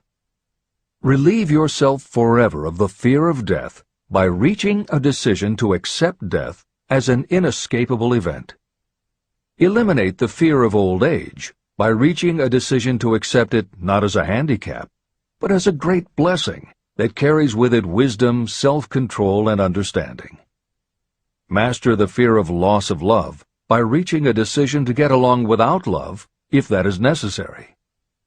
Defeat the fear of criticism by reaching a decision not to worry about what other people think, do, or say.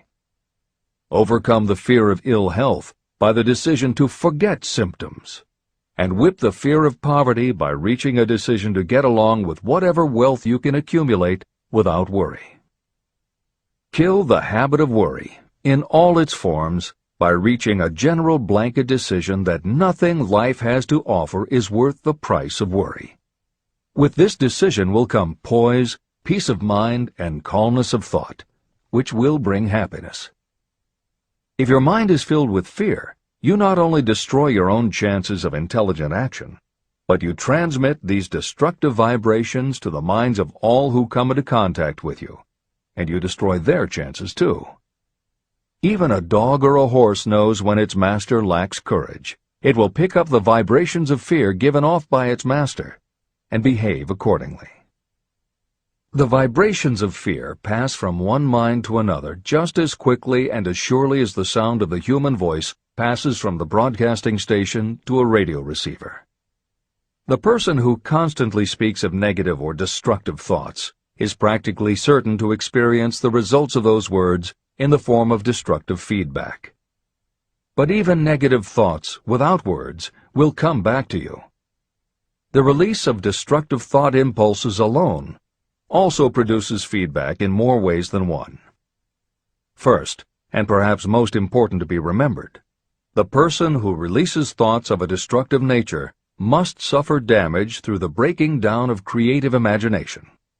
Secondly, the presence in the mind of any destructive emotion develops a negative personality, which repels people and often converts them into antagonists. The third source of damage is that negative thoughts not only affect others, but they also embed themselves in the subconscious mind of the person releasing them and there become a part of that person's character. Your business in life is to achieve success. To be successful, you must find peace of mind, acquire the material needs of life, and above all, attain happiness. All of these indications of success begin in the form of thought impulses. You control your own mind. You have the power to feed it whatever thought impulses you choose. With this goes the responsibility of using your mind constructively. You are the master of your own earthly destiny, just as surely as you have the power to control your own thoughts. You may influence, direct, and eventually control your own environment, making your life what you want it to be. Or you may neglect to make your life what you want, and you will be adrift on the seas of circumstance, where you will be tossed like a wood chip on the waves of the ocean. The Devil's Workshop. In addition to the 6 basic fears, there is another evil by which people suffer. It constitutes a rich soil in which the seeds of failure grow abundantly. It is so subtle that its presence often is not detected. It is more deeply rooted and more often fatal than all of the 6 fears. For want of a better name, let us call this evil susceptibility to negative influences. Those who accumulate great riches always protect themselves against negative influences. The poverty-stricken never do. Those who succeed in any calling must prepare their minds to resist such influences. If you are reading this book to learn how to grow rich, you should examine yourself very carefully to determine whether you are susceptible to negative influences. If you neglect this self-analysis, you will give up your right to attain the object of your desires. Make your analysis searching. As you read the following questions, be tough on yourself. Go at the task as carefully as you would if you were searching for any other enemy you knew was waiting to ambush you. You must deal with your own faults as you would with a real and serious enemy. You can easily protect yourself against real enemies because there are laws, police, and courts to deal with them. But this seventh basic evil is more difficult to master because it strikes when you are not aware of its presence, when you are asleep and while you are awake. Moreover, its weapon is intangible because it consists of merely a state of mind. Negative influences are also dangerous because they come in so many different forms. Sometimes they enter the mind through the well-meant words of your friends and relatives. At other times they come from within, through your own mental attitude. Always it is as deadly as poison, even though it may not kill as quickly. How to protect yourself against negative influences. To protect yourself against negative influences, whether of your own making or the result of negative people around you, recognize that your willpower is your defense. You must put it into constant use until it builds a wall of immunity against negative influences in your own mind. Recognize that you and every other human being are, by nature, lazy, indifferent, and susceptible to all suggestions that reinforce your weaknesses. Recognize that you are, by nature, susceptible to all of the 6 basic fears, and you must set up habits to counteract all these fears. Recognize that negative influences often work on you through your subconscious mind, and are therefore difficult to detect. Keep your mind closed against all people who depress or discourage you in any way. Clean out your medicine chest, and stop pandering to colds, aches, pains, and imaginary illness. Deliberately seek the company of people who influence you to think and act for yourself. Do not expect troubles, as they have a tendency not to disappoint. Without doubt, the most common weakness of all human beings is the habit of leaving their minds open to the negative influences of other people. This weakness is all the more damaging because most people do not even know they do it. The following list of questions is designed to help you see yourself as you really are. You should read through the list now. Then set aside a day when you can give adequate time to go through the list again and thoroughly answer each question. When you do this, I advise that you read the questions and state your answers aloud so you can hear your own voice. This will make it easier for you to be truthful with yourself. Self-analysis questions. Do you complain often of feeling bad, and if so, what is the cause? Do you find fault with other people at the slightest provocation? Do you frequently make mistakes in your work, and if so, why? Are you sarcastic and offensive in your conversation? Do you deliberately avoid the association of anyone, and if so, why? Do you suffer frequently with indigestion? If so, what is the cause? Does life seem futile and the future hopeless to you? Do you like your occupation? If not, why? Do you often feel self-pity? And if so, why? Are you envious of those who excel you? To which do you devote most time? Thinking of success or of failure? Are you gaining or losing self-confidence as you grow older? Do you learn something of value from all mistakes? Are you permitting some relative or acquaintance to worry you? If so, why? Are you sometimes excited about life, and at other times in the depths of despondency? Who has the most inspiring influence upon you, and for what reason? Do you tolerate negative or discouraging influences that you could avoid? Are you careless of your personal appearance? If so, when and why?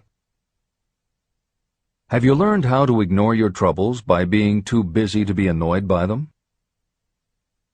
Would you call yourself a spineless weakling if you permitted others to do your thinking for you? How many preventable disturbances annoy you, and why do you tolerate them? Do you resort to alcohol, drugs, cigarettes, or other compulsions to quiet your nerves? If so, why do you not try willpower instead? Does anyone nag you, and if so, for what reason? Do you have a definite major purpose? And if so, what is it, and what plan do you have for achieving it? Do you suffer from any of the 6 basic fears? If so, which ones? Have you developed a method to shield yourself against the negative influence of others? Do you use autosuggestion to make your mind positive? Which do you value most, your material possessions or your privilege of controlling your own thoughts? Are you easily influenced by others against your own judgment? Has today added anything of value to your stock of knowledge or state of mind? Do you face squarely the circumstances that make you unhappy, or do you sidestep the responsibility? Do you analyze all mistakes and failures and try to profit by them, or do you take the attitude that this is not your duty? Can you name 3 of your most damaging weaknesses? What are you doing to correct them? Do you encourage other people to bring their worries to you for sympathy? Do you choose, from your daily experiences, lessons or influences that aid in your personal advancement? Does your presence have a negative influence on other people as a rule? What habits of other people annoy you most? Do you form your own opinions, or do you permit yourself to be influenced by other people? Have you learned how to create a mental state of mind with which you can shield yourself against all discouraging influences? Does your occupation inspire you with faith and hope? Are you conscious of possessing spiritual forces of sufficient power to enable you to keep your mind free from all forms of fear? Does your religion help to keep your mind positive? Do you feel it your duty to share other people's worries? If so, why? If you believe that birds of a feather flock together, what have you learned about yourself by studying the friends whom you attract? What connection, if any, do you see between the people with whom you associate most closely and any unhappiness you may experience? Could it be possible that some person whom you consider to be a friend is, in reality, your worst enemy because of his or her negative influence on your mind? By what rules do you judge who is helpful and who is damaging to you? Are your intimate associates mentally superior or inferior to you? How much time out of every 24 hours do you devote to your occupation, sleep, play and relaxation, acquiring useful knowledge, plain wasted time? Who among your acquaintances encourages you most, cautions you most, discourages you most? What is your greatest worry? Why do you tolerate it? When others offer you free, unsolicited advice, do you accept it without question, or do you analyze their motive? What, above all else, do you most desire? Do you intend to acquire it? Are you willing to subordinate all other desires for this one? How much time daily do you devote to acquiring it? Do you change your mind often? If so, why? Do you usually finish everything you begin? Are you easily impressed by other people's business or professional titles, college degrees, or wealth? Are you easily influenced by what other people think or say about you? Do you cater to people because of their social or financial status? Whom do you believe to be the greatest person living? In what respect is this person superior to yourself? How much time have you devoted to studying and answering these questions? At least one day is necessary for the analysis and the answering of the entire list. If you have answered all these questions truthfully, you know more about yourself than the majority of people. Study the questions carefully. Come back to them once each week for several months, and be astounded at the amount of additional knowledge of great value to yourself you will have gained by the simple method of answering the questions truthfully. If you are not certain about the answers to some of the questions, seek the counsel of those who know you well, especially those who have no motive in flattering you, and see yourself through their eyes. The experience will be astonishing. The one thing over which you have absolute control. You have absolute control over only one thing, and that is your thoughts. This is the most significant and inspiring of all facts known to humans. It reflects our divine nature. This ability to control your thoughts is the sole means by which you may control your own destiny. If you fail to control your own mind, you may be sure you will control nothing else. Your mind is your spiritual estate. Protect and use it with the care to which divine royalty is entitled. You were given your willpower for this purpose. Unfortunately, there is no legal protection against those who, by design or through ignorance, poison the minds of others with negative suggestion. Those with negative minds tried to convince Thomas A. Edison that he could not build a machine that would record and reproduce the human voice, because, they said, no one else has ever produced such a machine. Edison did not believe them. He knew that the mind could produce anything the mind could conceive and believe. That knowledge was the thing that lifted the great Edison above the common herd. Men with negative minds told F.W. Woolworth he would go broke trying to run a store on 5 and 10 cent sales. He did not believe them. He knew that he could do anything within reason if he backed his plans with faith. Exercising his right to keep the negative suggestions of others out of his mind, he piled up a fortune of more than $100 million. Doubting Thomas's scoffed scornfully when Henry Ford tried out his first crudely built automobile on the streets of Detroit. Some said the thing would never become practical. Others said no one would pay money for such a contraption. Ford said, "I'll belt the earth with dependable motor cars." And he did. For the benefit of those seeking vast riches, let it be remembered that practically the sole difference between Henry Ford and a majority of workers is this: Ford had a mind, and he controlled it. The others have minds that they do not try to control. Mind control is the result of self-discipline and habit. You either control your mind, or it controls you. There is no halfway compromise. The most practical method for controlling your mind is the habit of keeping it busy with a definite purpose, backed by a definite plan. Study the records of those who achieve noteworthy success, and you will see that they have control over their own minds, and that they exercise that control and direct it toward the attainment of definite objectives. Without this control, success is not possible. 55 Famous Alibis by Old Man If. People who do not succeed have one distinguishing trait in common. They know all the reasons for failure and have what they believe to be airtight alibis to explain away their own lack of achievement. Some of these alibis are clever, and a few of them are justifiable by the facts. But alibis cannot be used for money. The world wants to know only one thing. Have you achieved success?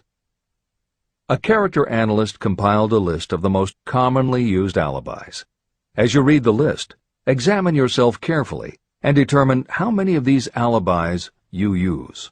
Remember, the philosophy presented in this book makes every one of these alibis obsolete.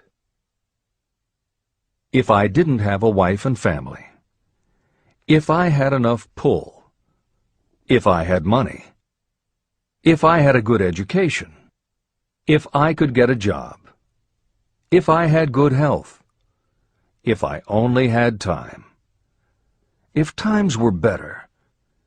If other people understood me. If conditions around me were only different. If I could live my life over again. If I did not fear what they would say. If I had been given a chance. If I now had a chance. If other people didn't have it in for me. If nothing happens to stop me. If only I were younger. If I only could do what I want. If I had been born rich. If I could meet the right people. If I had the talent that some people have. If I dared to assert myself. If only I had embraced past opportunities. If people didn't get on my nerves. If I didn't have to keep house and look after the children. If I could save some money. If the boss only appreciated me. If I only had somebody to help me. If my family understood me. If I lived in a big city. If I could just get started. If I were only free. If I had the personality of some people. If I were not so fat. If my real talents were known. If I could just get a break. If I could only get out of debt. If I hadn't failed. If I only knew how. If everybody wasn't against me. If I didn't have so many worries. If I could marry the right person. If people weren't so dumb.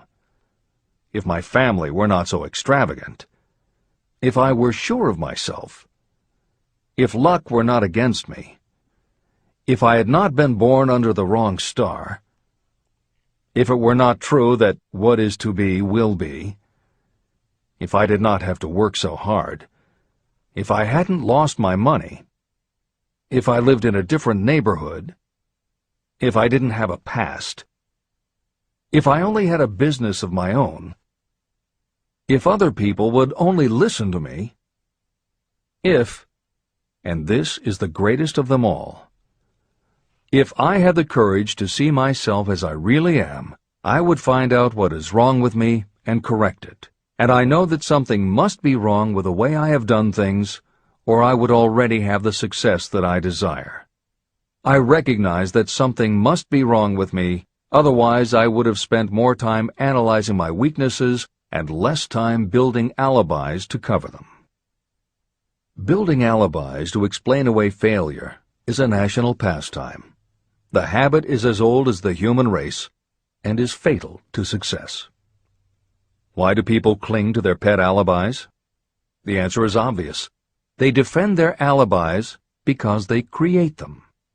Your alibi is the child of your own imagination. It is human nature to defend your own brainchild. Building alibis is a deeply rooted habit.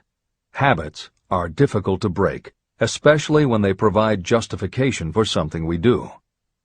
Plato had this truth in mind when he said, "The first and best victory is to conquer self. To be conquered by self is, of all things, the most shameful and vile."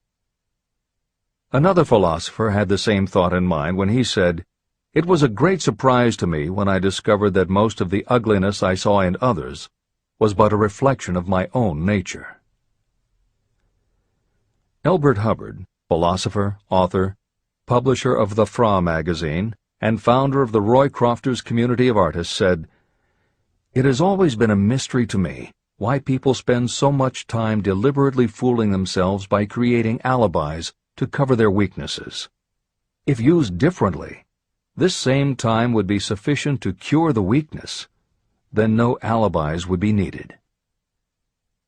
In parting, I would remind you that life is a checkerboard, and the player opposite you is time. If you hesitate before moving, or neglect to move promptly, your men will be wiped off the board by time. You are playing against a partner who will not tolerate indecision. Previously, you may have had a logical excuse for not having forced life to come through with whatever you asked. That alibi is now obsolete, because you are in possession of the master key that unlocks the door to life's riches. The master key is intangible, but it is powerful. It is the privilege of creating, in your own mind, a burning desire for a definite form of riches. There is no penalty for the use of this key, but there is a price you must pay if you do not use it. The price is failure. There is a reward of stupendous proportions if you put the key to use. It is the satisfaction that will come to you when you conquer self and force life to pay whatever is asked. The reward is worthy of your effort. Will you make the start and be convinced? If we are related, said the immortal Emerson, we shall meet. In closing, may I borrow his thought and say, if we are related, we have, through these pages, met. Remember that your real wealth can be measured not by what you have, but by what you are.